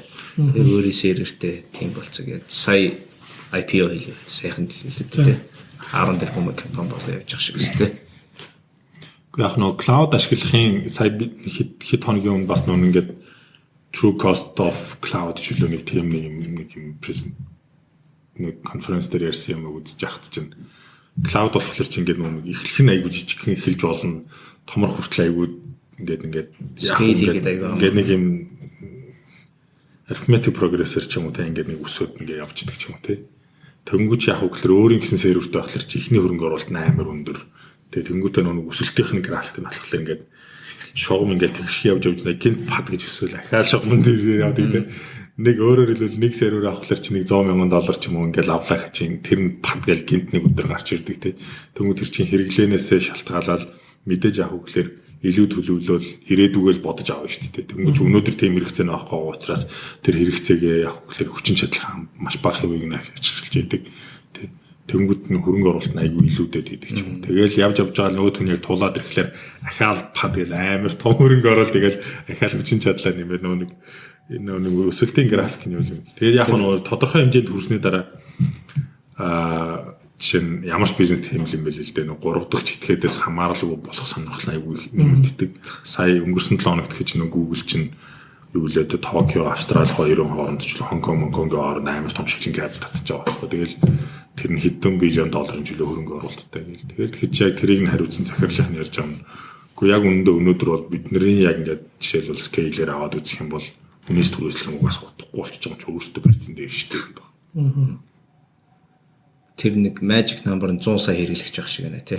100 сая хэрэглэгч 100 сая хүртэлх бол хүний юм түрээслээд ингээд яваад ээж болдог. 100 сая дээш яваад ирэнгүүт чинь ер нь бол амар бярамтагдаад Монгол яана. 30 дахин үржээч тэр тоод хөрөхгүй байна. Гэхдээ яхаа гэхдээ тэгэл нэг юм хэмжээнд төрөх байлгүй. Амрата нэг өмнө нэг уулзаад нэг хоолнд орж явжаад харахгүй. Тэгээд хэсэг яриа дараа нь бас нэг уулзаж ярьсан. Тэгээд яг нэг манерийн ажил дээр нь хэрэглээд байгаа. Жишээ нь одоо нэг арга барилууд байгаа шүү дээ. Тэрийг нь яг хөглөр Монголд бол яг үндэ миний бодлоор бол ашигладаг хэрэгэлдэг компаниуд айгүй цөөхөн байгаа байхгүй. Бараг байхгүй байх л та. Би л одоо жишээлбэл уншснаас биш ингээд харж үзээгүй байгаа байхгүй тий. Жишээ нь ягаад вэ чинь ингээд уншингууд чинь за ингээд нөхдүүд ингээд Amazon-ын систем дээр өдөрт 100 удаа өөрчлөлт оруулдаг, 200 удаа өөрчлөлт оруулдаг тий. Тэгсэн мөртлөө яг хөглөр аптайм буюу системийнх нь аптайм бараг 100% дэжлэн яваад байдаг тий. Тэгтэл тийм амар хурдтай өөрчлөлт оруулж байгаа. За Facebook ч юу лээ бүрстөө ингээд чинь өдөрт 10,000 цангал үг бүр ч замбрааг өөрчлөлт оруулт юм шүү дээ ингээд тий. Тэнгүүд нөгөөхнийх нь ингээд өөрчлөлтөө яагаад тийм систем дээр олон хийгээд байгаа юм бэ гэхээр ерөнхийдөө нэг цөөх хийх асуудал авах ингээл хүмүүс ингээл кодоо бичдэг бид нар чинь код бичдэг усуу чинь бичээл жилийн дараа хэрэглэгчдэд хүрнэ гэдэг чинь айгу утгагүй болчиход байгаа байхгүй яг өнөөдрийн хөгжлийн хурдаар тэнгууд нэг шинэ юм хийгээл нөгөөдгөө хэрэглэгчдэрээ гаргаж ирээл туршаад яваад ах нь илүү оновчтой байх шүү. Amazon ч гэсэн бас тэгж байгаа. Тэнгууд яг тэрнийхэн цаад арга ажиллагаа нь юу гэдэг юм бэ? Үзэж харсан хүн надад ярьж өгөөч гэж би яриулж ирсэн байхгүй. Тэгээд бас тэр талаасаа подкаст ингээд сонсож байгаа бас технологи сонирхдаг. Мэдээж яг хөглөр IT-ийн бизнес хийж байгаа усууч гэсэн сонсож байгаа. IT сонирхож байгаа усууч гэсэн сонсож байгаа. Тэгэхээр яг тэр талаасаа ч бас яриач CI/CD гэдэг нь юу юм? Яаж ажилтий? Яаж нэвтрүүлэх хэрэгтэй? Ер нь бол миний харж байгаа бол Монгол бол яг л тийш явах хэрэгтэй. Тэ. Тэгээ надад би тэгж яриулснаас хойш одоо ингээд нэг орой оронд орохлоор нөгөөдх нь бодогдол утсан дээрээ нөгөөдх нь уншаал яаж нэвтрүүлэх вэ гэж одоо би сүүлд нэр 2-3 ном аваад уншсан. DevOps дэр. Нөгөөдх нь үзэл байгаа байхгүй. Тэгтээ амраг шиг би ингээд барьж илж үзээг байна. Тэгээ энэ дээр болохоор миний бодлоор юу байт юм шиг байна. Одоо чинь өнөөдөр ингээд сонсож байгаа хүмүүс өмнө нь юу байж байгаад тэгээд яагаад одоо CI/CD болцсон юм бэ гэдэг тэр бас нэг жоохон түүхээс нь цаашаа би бас тэрийг нэг өөрөө жоохон туршаад үзчих боломж олцсон болохоор надад бүр ингээд аюугай амтагдаад идэх байхгүй одоо CI/CD-тэй бүр ингээд шил сасгараал инста гоё шүү гэл тэгдэг. Одоо өмнө нь болохоор миний Amazon-д орохоос ажилд орохоос өмнө ажиллаж байсан компани болохоор зочдлын цайлан систем гэдэг компани байсан байхгүй юу. Яг зочдод л очоод нэг карта өгөөл нэг фоллоу гэдэг юм эсвэл check-in check-out мод хийдэг. Тэгээ тэр компанид ажилтдаг байж хат хөгжүүлэгчээр ажилтдаг байсан л та би. Тэгээ тэнд ажилтдаг байж хат бид нэр ингээд 8-9 сарын турш хөгжүүлэлт хийдэг ерөөсөө. Ингээл хөгжүүлэлт хийгээл. Ямар ч тэргээ туршиж үзэх боломж байхгүй шүү дээ. Программистууд нь хөгжүүлэгч нь ингээл юм хийжэл за болчлоо гэл. Тэгэл нийлүүлж байгаа л тэрийг яг хаа за нэг 3 сартаа ч 4 сартаа нэг ганц нэг бүгдийг ингэж нийлүүлж байгаа нэг package болгоо. Тэгээ нэг QA рүү явуулдаг. QA-ийн хүмүүс нөгөөдг нь ингээл install хийгээл хүлээгээл тэгэл яг гар ажиллагаар ингээд шалгаад болохгүй байгаа юм бид нөрлөө явуулдаг ч тийм байсан. Тэр үед амьдрал нэг бодлын амар байдаг байсан бод. Яг 9 сар бид нэр амар амар амьдэрдэг байсан. Тэгэл хүжүүлж яваад 9 сарын дараа за нөгөө яг тэр аппликейшн ингээл одоо юуруугаа одоо хэрэглэх нөгөө сервер рүүгээ ингээл deploy хийн гэдэг чинь зүгээр та хар дарсан зүйл чиг болдог байсан. Бид нэр бүр ингээл Init-ийг нөгөө сервер хариуцдаг administration бага ингээл сэрүүн бай. Бид нэр шөмжөнгөө ингээл соол 24 цаг 48 цагаар план гаргацдаг. Бүр ээлжээр очиж яг нөгөө хөгжүүлэгч нь тэнд ингээд сууж ийн гээл. Тэгэл стар 200 хэдэн серверлөө зэрэг хандаал бүгдийг uninstall хийгээл install хийгээл. За тэгэл нөгөө зочдуудлын хүмүүс чинь системээ ашиглахыг хүлээгээл бид нэр ингээл бэлэн байдалд ингээл байж байгаа юм. Тэгэл ихний зүгээр зочдууд системээ хэрэглэлийн асуудал гарлаа бид нар лөө ярьлаа гал гарлаа нөгөө зочдууд одоо height might best western гэдэрэл байдаг шүү дээ зочдуудлаад энэ нөгөө юу лээ да тэдний чинь Америкийн сүлжээнүүд нөгөө smart system хэрэглэдэг байсан байхгүй. Тэгэл тэдний чинь төлөөс нөгөө нэг IT-гийнх нь одоо дэд ерөнхийлөгч нар бид нар лөө яриад тэгэл манай нөгөө инженерийн хөгжүүлэлтийн багийн одоо менежер өдр чинь дараа мараа нар чинь бүгд ингээл конференц call дурцсан. За энэ ингээ болохгүй энэ болохгүй гээл. Тэгэл буцаах шийдвэр гардаг байхгүй. За одоо наад юмнуудаа ерөөсө бүгдийг бол хангалттай ерөөсө сүүлийн баг 2 цагийн дотор бид нэр ийм хэмжээний орлого алдах гээд хүмүүсийн кредит картны гүйлгээ хийж чадахгүй. Үржил амар их тоо гарч ирэл буцаа гэлдсэн чинь бид нар буцаах төлөвлөгөө байдаг байхгүй. Яаж буцаах үлээ гэж бодоол яасан чинь манай менежер газ нөгөө хэдийн инженер хөгжүүлэгч нарыг зовлуулж байгаа. За одоо яхаа газ нэг бичээд энэ дээрээ гэл. Зөв хамгийн бүр байж болох хамгийн муу одоо сценарио яриад байна шүү дээ. Бид нэр тэг гарч исэн байхгүй. Тэгэл ста гараар тэг яаж яах нэг Windows server үзтэй гараараа uninstall хийгээл буцааж нөгөө install хийгээл тэгэнгүүт нэг 2D хэлэл нөгөө файлууд адилхан нэртэй нөгөө юу хөлбөрөн зөрчингүүд хуучин юмаа нөгөө нэг бүрэн устгаж чадахгүй одоо системийн санахад дотор зарим нь хуучин ингээд хандаад байгаад байдаг. Тэнгууд нэг програмны ажиллах гэнгүүт хуучин юм юугаар ингээд зөрж мөрөө тэгээ бүрстэй шүнжингийн болдог гэсэн. Тэгээ энэс сорсон юм нь юу вэ хэрвээсээ ингээд өөрсөлтийг ингээд хүлээж 9 сар ингээд хүлээж жагаад нэг гаргахад бол ерөөсө гарч болох аюулууд бол асар их байт юм байна. Зүгээр л ерөөсө шуурга тэгдэж болт юм аа гэж орсон. Бүх балдаанууд нэг дөрлөг дээр гарч байгаа. Тий бид нэр яг тэгэл манай QA дээр амьдаа тестлэл явж байгаа шүү дээ. За болох юм байна гэдэргээл тестлэхэд ч гэсэн хүний одоо энэ гурваны завсраар ингээд унжаа илс шиг л ерөөсөө ингээд асар их юу орчиж байгаа. За яг арай гэж ингээд буцаахгүй байлаа гэж бодоход нөгөө хүмүүс чинь шинэ юмнуудтай ингээд цочоол энэ ийм байсан чинь хаач юм гэвэл бас баахан асуултууд гараад ирдэг. Энэ одоо энд байсан чинь яач гэвэл тэрэнд нь төлөвлөл аминдаа л ингээд одоо гарын авлага төрүүлэл явуулаад нөгөө corporate hotel-ууд чинь зочдлоодлоо чинь хүмүүс ингээд уулна train хийцэн сургалт хийцэн байх хэвээр. Тэнгүүд ерөөсөө бас тэр нь ингээд амжихгүй байна гэж боддог. Тэгээ яг Amazon-д ороод яасан би ингээд ярьсгүйгээс уудсан чинь надтай нэг ярьсгыг ахлах менежер тэгсэн байхгүй. Манайх 7 хоног дунджаар нэг 400-аас 500 удаа ингээд өөрчлөлт нэвтрүүлдэг, deployment хийдэг гэдэг чинь би бүр гайхацсан. Маах чи 9 сар болж иж нэг л удаа ганцхан deployment хийдэг байсан хүн чинь ярьсанд ороод 7 400-аас 500 гэсэн чинь би яг тэр хүнээс асуужсан. Та нар тоглоод байгаа мó гэж асууж байсан байхгүй. Тэгсэн чинь гүү би чамаар ерөөсө тоглоомаа 7 400-аас 500 deployment бол хангалттай хийдэг гэсэн чинь би бүр тэрэндээ бүр ингээм амар сэтгэл хөдлөлт бүр ингээд баг ингээд зүрх ингээд салгамж ирсэн. Наач өстөө би наад руу ч орё л даа гэлтэй. Тэгээд доктор нь ороод үзэнгүүт үнэхээр одоо гол философи нь юу вэ гэхээр одоо саяны ийм амар нэг өнгөрсөн болд ийм асуудлууд байна шүү дээ. Энээс ингээд шилжиж орж байгаа одоо ингийн хүмүүсийн сэтгэлгээ нь юу вэ гэхээр өөрчлөлтүүдийг аль болох ингэж багасга одоо ямар нэг ингээд аль хэдийн хүмүүс хэрэгэлсэн системд гарах жолох өөрчлөлтүүдийг хамгийн жижиг хэмжээгээр гэхдээ асар хурдцтай араас ингээд нэвтрүүлээ гэдэг ойлголт юм байна л да. Тэр одоо нэгсэндээ тусал хийлгүүлж байгаа хүн шиг те. За нэг 100 мг-аар витамин С хийлгүүлж байгаа хүн шууд нөгөөдг нь ингээд шахчих юм бол үнээр реакц өгөө баг цус нь одоо дэлбэрдэг ч юм те. Туслаар ингээд хийлгээд хэдгүй юм мэдэхгүй те. Ингээд байгаад цаагаараа нөгөө ингээд сайжраал байдаг те. Тэрэн шиг ерөөсө тийм философитой байт юм гэдэг ойлгочих. Тэгэд эндээсээ үнслээд яг хаа энийг нөгөө нэр томьёож болох цааш ингээд одоо ингээд тэрэнд нь зориулсан технологиуд энэ дээр яаж гарах вэ гэдэг одоо CI/CD гэдэг юмуд бас байгаад би бол одоо төвчлөө тайлбарлая. Түүхээ ярьчлаа. Одоо ингээд нэр томьёороо орж ирсэн. CI гэдэг continuous integration гэж яриад байгаа. Одоо ингээд байнгын үргэлжилж одоо ингээд юу нийл одоо ингээд өөрчлөлтүүдээ ингээд хийж игээд тэгэнгүүт CD тэгэхээр яг юу юм л да continuous delivery гэж нэг юм байгаа. Continuous deployment гэж байгаа. Тэр нэг юм 3 юм байгаад байгаа шиг байна.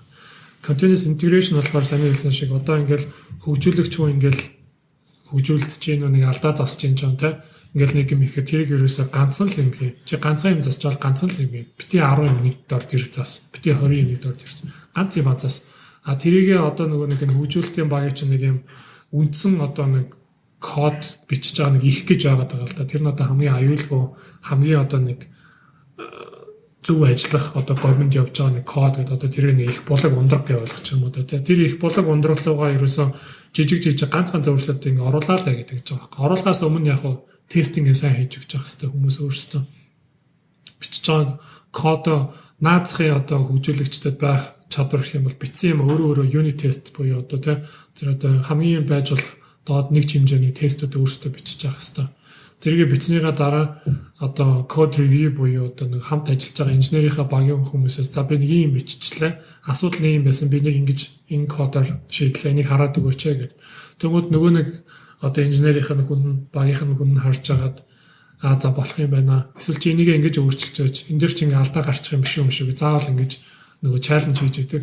Тэгвэл хүн цаанаасаа өөрийнхөө бичсэн кодод өстой ингээл амар бардам байт юм л да. Би одоо код бичих юм бол миний л зөв энэ бол ерөөсөө ямар ч алдаа байхгүй гэж очиж хахад тэр хүний хараагүй мэй харсан хүн заавал байж байдаг.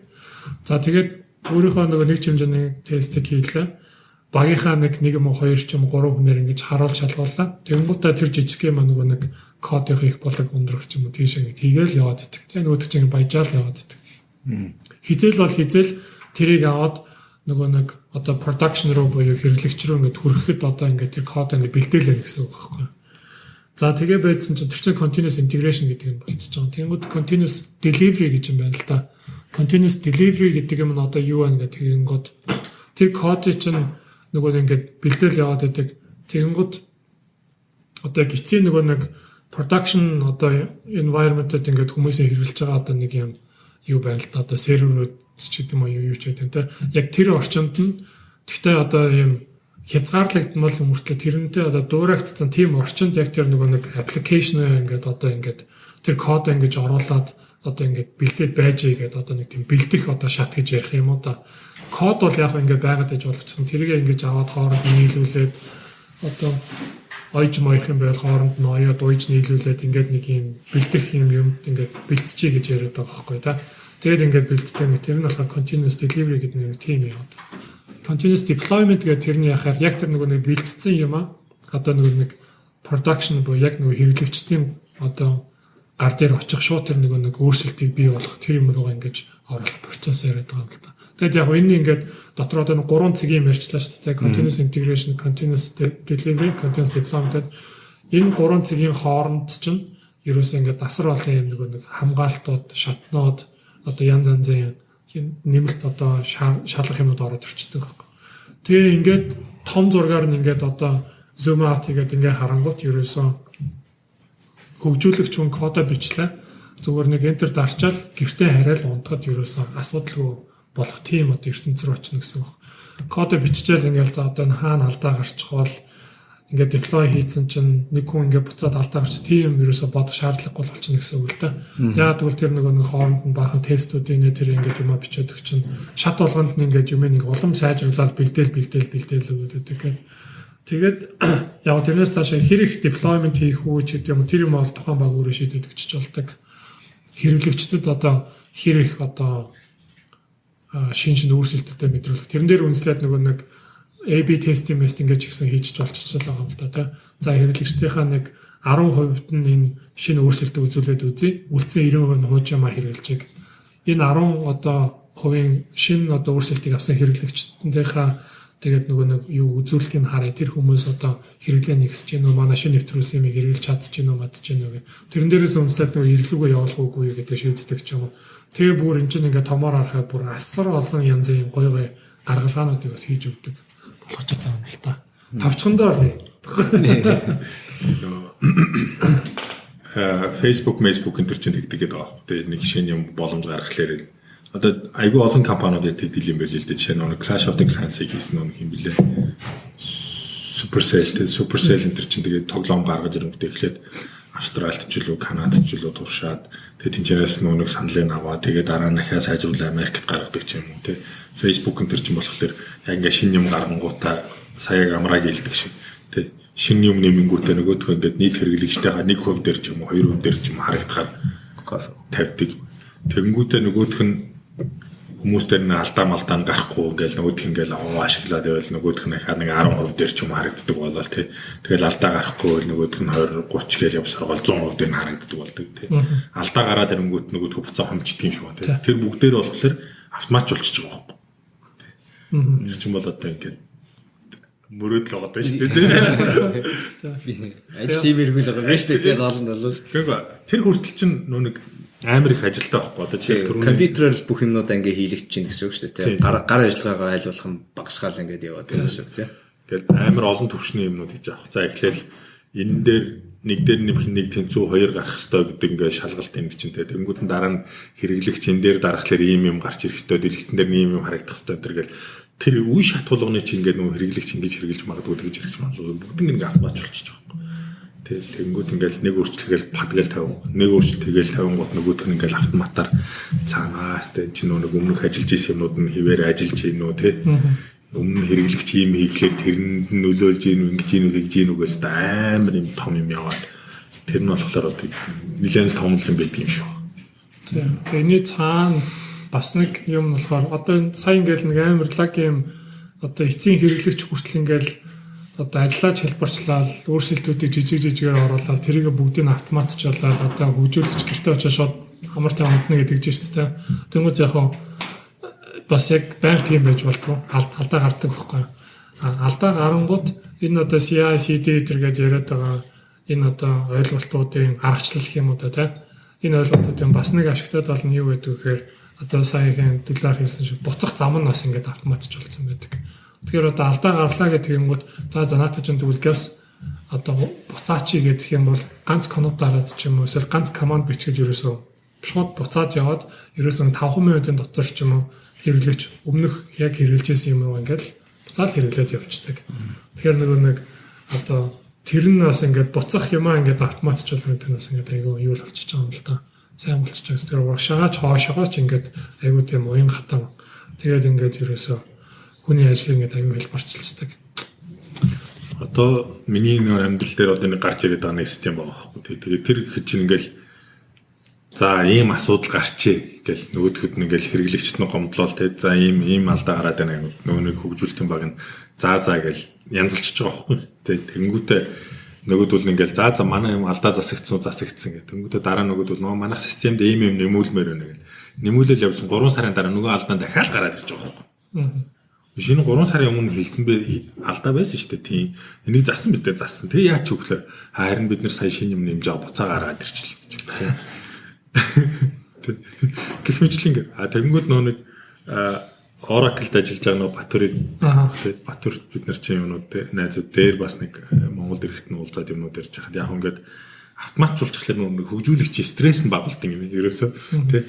Нүүд чинь би ийм юм ингээд шинэ юм ч юм уу ингээ оруулаад ийм юм ингээ хийчүүл одоо нөгөөдг нь хаана очиод ямар гал гарах бол тийм нэг айдас нь байхгүй болчихдээ ингээд аюу олон шат дамжлал нь автоматжуулж байгаа болохоор тэгэл ямар нэгэн алдаа гарлаа гэхэд тэр нь хэрэглэгчдэр очиж юусоо мэдэгдэх боломж нь барыг 0 болчихж байгаа байхгүй тий.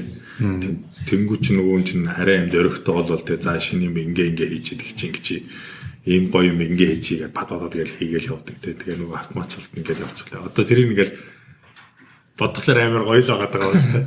Хийхэд бол нэлээд хөдөлмөр орох юм шиг үлээ. Би тэгээ амраагаас бас зөвлөгөө туслан жоохон ингээл хилээд л байгаа. Тэгээ нөгөө талаасаа бас хараад үзэхэд юу ах шиг байна. Монголд одоо яг энэ технологийн хөгжил код бичдэг залуучдын хоорондох холбоос хүнийхэн тоо өдр гэдэг ингээд хараад үзэхэд бол амар хомс байгаа юм шиг байна тий. Ер нь бол хомс. Айгу хэцүү. Тэгээ нэг хүн ганцаархан амар гоё юм хийж үзье гэл одоо чи Америкт Amazon дээр хийж байгаа юм а Монголд үрж ирээд хийя гэхлээрэ чиний нөгөө эргэн тойронд чинь байдаг бүх төр support system чинь байхгүй эргэн тойронд байдаг хамтарч ажилладаг тийм ур чадвартай мундаг код бичдэг супер гений нөхдөд ч бүгдээр байхгүй болж байгаа шүү дээ тий. Тэгээ ийм нөхцөл байдал дээр код бичээд хөгжүүлээд эсвэл ийм нөхцөл байдлыг одоо арай дараагийн төвшөнд нь аваачих хэрэгтэй гэдэг нэг бас нэг юм философийн бодлогын асуудал гарч байгаа шиг байна л да тий. Тэгээ одоо миний бодлоор болохоор яг энэ саяны CI/CD-г бол бид нар яриад эхлэх хэрэгтэй байхгүй.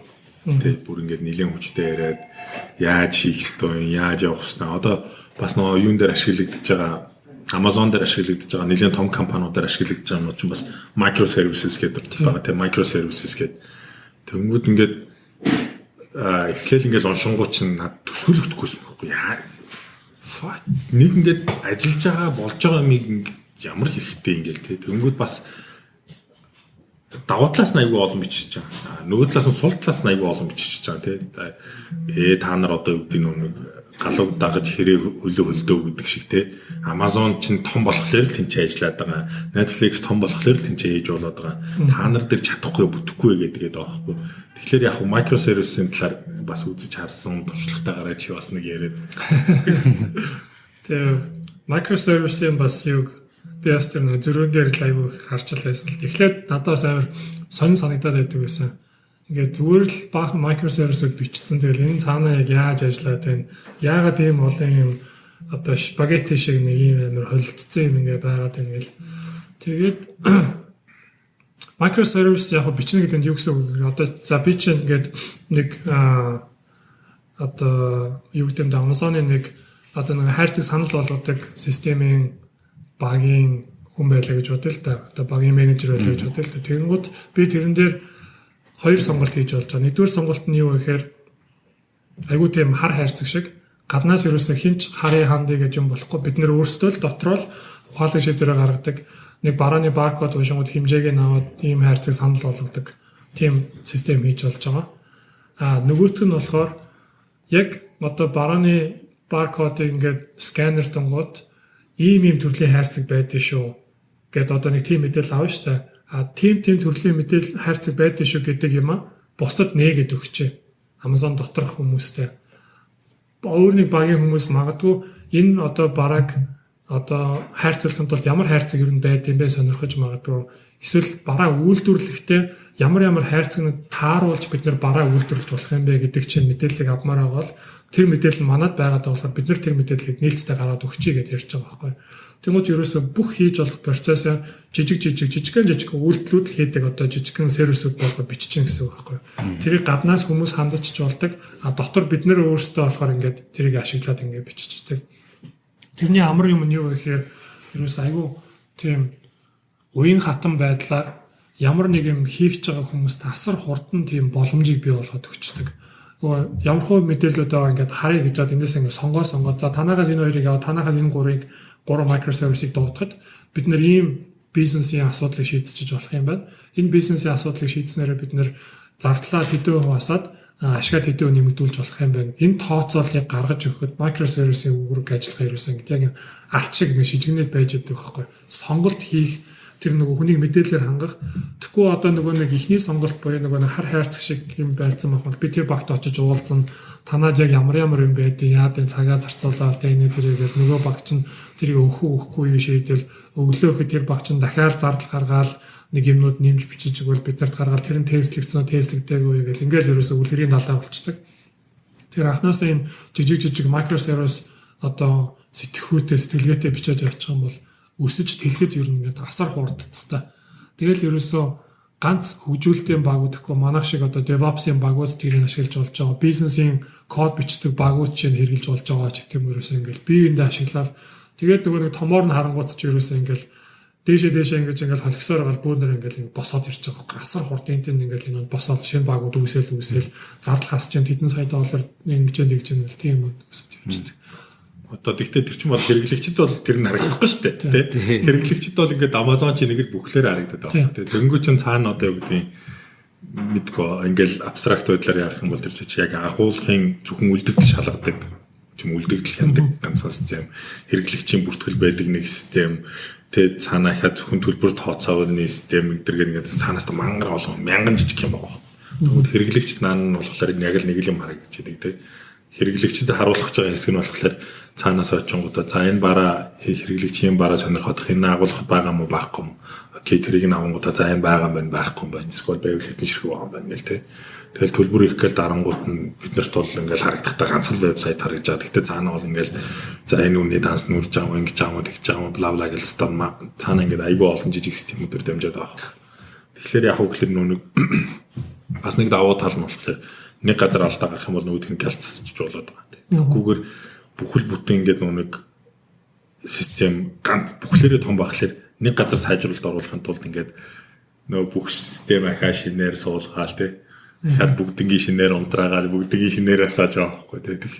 Тэгэхээр чи энэ өөрөө нөгөө процесс амар зардалтай амар хүнд болж байгаа. Тэгмүүд за бүгдээрээ үгдгийн хэрэглэгч бүртгэхдээ нэг нэмэлт мэдээлэл авдаг бол юм зөвхөн бүртгэлийнхээ системд нэг өөрчлөлт оруулаад нөгөөдөө чүчг гэл шинжилгээ тавьчихсан шүү дээ. Хэрэглэгчд нөгөөд нь юу ч мэдэгдэхгүй цаана бусад системдээ юу ч мэдэгдэхгүй. Ингээ бодлоор амар гоё. Ер нь нэг Windows-ийн үйлдвэрлэлийн систем дээр нэг жижиг аппликейшн суулгаад устгаал яваад байна гэсэн үг шүү дээ тий. Амар бүр хэлбэрээр ойлгоё гэдэг юм шиг юм бол. Гэхдээ нөгөөх нь амар олон байхгүй. Бараг 10 20 ч юм уу. Нэг юм одоо нэг зөөрлөх юм болохоор одоо юу гэдэг нэг нөө Швейцар хотго байгаа шүү дээ тий. Нэг юм Швейцар хотго шиг юм ап байж болж байгаа тий. Тэр ингээд дотор нь олон төрлийн үйлдэлтэй тий болдог тий. Тэгмүүдээ яг хөглөр тэр чинь нэг эвдрэхлээр бүгдээрээ эвдрэх гэдэг шүү дээ. Нэг алга болохоор бүгдээрээ алга болох гэдэг шүү дээ, тий. Нэг болохоор яг хөглөр нэг юм багцны харьцагтай л бачка авах гэдэг байхгүй тий. Арай жоохон илүү зайзлна. Мэдээж авч явахад арай жоохон илүү байх бах. Гэхдээ яг хөглөр нөгөөдөө ингээд нэгийг алга болгох юм бол нэгнийх нь ишний эвдрэх юм бол дорн солиод авчиж болно их мэтлэн гэдэг. Багцанд ямар ч нөлөө байх. Багцанд бол ямар ч нөлөө байхгүй. Багцны хайрцагтай. Хумсны утга алга болгочлоо нэг шинийг авчин дээр тэр нь арай хямдхан байна те мэдээж нэг зэр аваад үзэхлээр магадгүй гоё томруулаад илүү гоё ч юм уу тийм алтлаг ч юм уу хумсны утгатай бол яг гэж бодоход тэрийг нь аваад солилцохлоор чинь сүхэнд ч юм уу хотод нөлөөлөхгүй шүү дээ те. Нөгөөх нь болохоор чинь яг хөглөр за энэ жоохон хотхон жоохон сайжруулж тийм билүү гэхэлэр бүгднийг солих гэдэг байгаа үстэй те. Яг нэг тийм чинь нэг бас цаана болохоор юм сэтгэлгээний философи айгуу том өөрчлөлтүүд гарч ирээд байгаа шүү. За ер нь тэгээд юу яахсан? Ер цаг ч гэсэн жоохон давчуу болж ах шиг байна. Явхад өндөрлөхөд нэг 2 сэдв хүнд гэсэн. Эхнийх нь болохоор нэг жоохон зөвлөмжийн шин чанартай. Ер нь ингээ хараад байхад болохоор хороо ертөнцийн дэлхий ингээд нэг зүгт ингээд алхаад яваад байдаг. Энэ нөгөө технологийн хөгжил, технологи чинь бий болоход бол код бичдэг ингээд software development гэл hardware development гэдэг тэр бүхэн чинь яг компьютерийн код бичдэгтэй бол амар нэгт уялдаатай. Ер нь бол амар том хөгжлийн нэг хандлага байгаа. Иннээс нь хоцрохгүй гэд код бичиж сурья гэсэн сонирхолтой байгаа залуучууд хүүхдүүд бүгдээрээ би ямар ч лсэн миний байр суурь болохоор хүүхд болгон одоо юу гэдгийг англи хэл сурах гэж ирмэлцэж байгаа та яг адилхан бас компьютерийн хэлийг сурч явах ёстой гэсэн байр суурьтай байхгүй. Гэхдээ компьютерийн хэл чинь бол дотор 40,000 юм байдаг юм байлээ. Тэгэхээр яг сурч явах ёстой хамгийн basic хамгийн чухал суурь юм юу юм бэ? Супер код бичдэг залуу болохгүй ч гэсэн худлаа өнөн компьютер ойлгоод хэлийг ойлгоод ингээд бичдэг. Ер нь бол одоо 20 жилийн дараах бидний ирээдүй байхгүй. 20 жилийн өмнө бол хүн болгон англиар ярьдаг байсан шүү дээ. Айгу цөөхөн хүмүүс. Өнөөдөр бол нийт одоо сургууль соёл төгсөөд ингээд явж байгаа хүмүүсийн бол айгу ихэнх хувь нь худлаа өнж гисэн hello goodbye thank you тагаа байгаа байхгүй. Тэгээд наацхийн юмнууд ингээд ойлгоод яваад байдаг.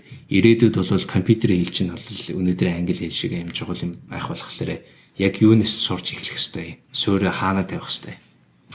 Тийм миний яг энэ дээр зөвлөгөө болох юм бол асуудал шийдэх чадвар гэж юм байдаг л та одоо асуудал шийдэх чадварыг өнөөдөр бид нар ч гэсэн туршлагатай хүн байна уу 10 жилийн туршлагатай хүн байна 20 жилийн туршлагатай хүн байна уу хин зүгээр амар номноос харж байгаад код сайн бичээ сурцсан байна гэдэг дээр биш явж яг энэ инженерчлэл гэдэг юм маань болохоор асуудлыг хэн яаж хамгийн ашигтай байдлаар байж болох хувилбаруудаас одоо дүгнж зэгнээд хоёр одоо шийдэл гаргаж ирээд энэнийхэн сайн талны нөгөөдийнх нь сайн талны гэж жагаад нэг сонгох тийм чадвартай хүн байвал ямар ч хэлийг бол сурчиж болдог. Компьютерийн хэлийг бол сурчиж болдог. Харин тэр асуудлыг шийдэх чадвар, зориг, тэр хүсэл эрмэлзэл тэр аягүй чухал юм байна л гэж ойлгосон л доо. Одоо ч намайг нэг хэрэглэгчийн бүртгэл хийдэг код бичээд гэх юм бол би яг интернетээс харахад зүгээр тийм бэлэн код зөндөө байгаа байхгүй. Тэгээ зүгээр тэрийг ингээ аваад тавьчих болдог. Би өөрөө цаанаа тэрийг юу бодож ямар хэрэглэж би яах гэж байгаа юм. Одоо тэр хэрэглэгчийн мэдээллийг хаана хадгалах, яаж аюулгүй байдал хадгалах би өөрөө тэрийг ингээ бодоо сэтгэхэд эхлэнэ гэдэг маань яг тэр үндсэн суурь нь байгаад байна гэсэн үг. Critical thinking тий. Одоо problem solving skill гэж ярьдаг л да. Тэн дээр яг critical thinking бас орж ирж байгаа. Тэгэхээр бодлого бодох, асуудал шийдвэрх чадвар нь бол хамгийн суурь нь байх хэрэгтэй юм болоо. Ямар нэг асуудал гараад ирэхэд тэрнээс залхацдаг ёо би нэг бодмааргүй байна. Би нэг шийдмээр наач надад ямар хамаатай ингэж байгаа бол бас яг одоо цаашаа амжилттай код бичих ч юм уу инженер болох ч юм уу тэр нь жоохон саацтай байж магадгүй. Цаанаасаа хүсдэг байх юм бол англи хэлээ ашиглаад нөгөө нэг тухайн сурах байгаа програмынхаа хэлний үг төвхний хэрэглээг нь бол ингээд судлаад ойлгоо авчиж болно. Хэл болохоор зүгээр одоо багж хэрэгсэл болчдөг. Тэр сайн алхаар хэр хадаас хадаж байшин барьж чадахгүй гэдэг тэр хүний нөгөө нэг яг асуудал шийдэх чадвар нь хүсэл эрмэлзлээс нь болчтой болов уу гэж ойлгосон.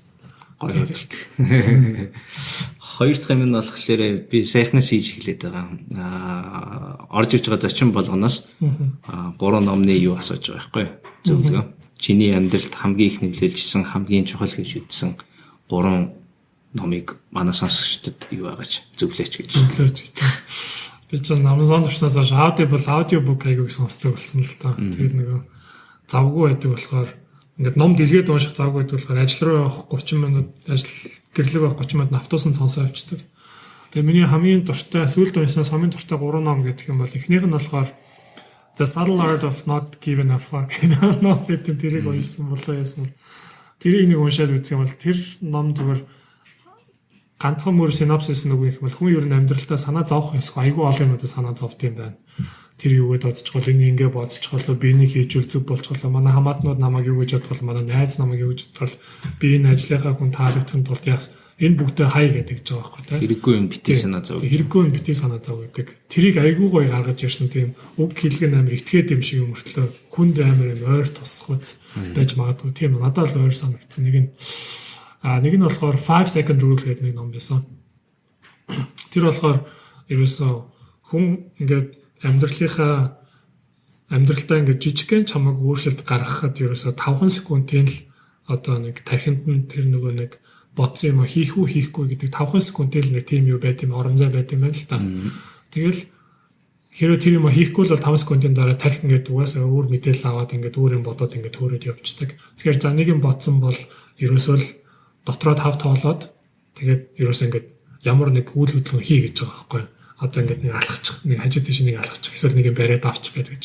Тэнгүүд тэр чинь нөгөө ой санаанд чинь ингээд бүртгэгдээд за би нэг хийх юм цааш нэг хийх тулгуур нь болж гэдэг. Өглөө эрт бос чадахгүй байгаа хүмүүс магадгүй энийг хэрэгжүүлээд үзээд хамгийн энгийн өглөө ингээд 5:45-аас сэрүүлэгт тавьчаад би ихлээр бос чадахгүй байгаа гэдэг. Сэрүүлэгт ороод тэгээд энэ номыг уусчаад дотроо би тоолж байгаа байхгүй. 1 2 3 4 5 гэж би ингээд өндөгөө цуучдаг байхгүй. Тэгээ нөгөө өндөгөө суугаадсан чинь 7 нэг ингээд өндөгөө суудсан чинь дараа би төвшөөгөө болт 5:45-аас ирлээ шууд босдог болцсон. Тэр тийм юм байна.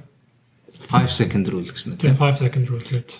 3 дахь ном нь болохоор The Like Switch гэж байгаа. Энэ болохоор нэг FBI-д өмнө ажилладаг байсан нэг хуучин эйжентийн бичсэн ном баггүй. Хүнийг одоо гаднаас нь хараад яаж уншдаг. Одоо хүн одоо нөгөө нэг ташаага тулцсан байвал юу гэсэн хоёр гараа ингээд урталтаа зөрүүлсэн байвал тэр хүн ерөнхийдөө яатсан байна гэсэн. Урагшаа налах, хоошоо налах. Одоо ингээд хүнтэй юм ярьж байхдаа ингээд юмаа оролцож гэнэ үү яаж юм гэж.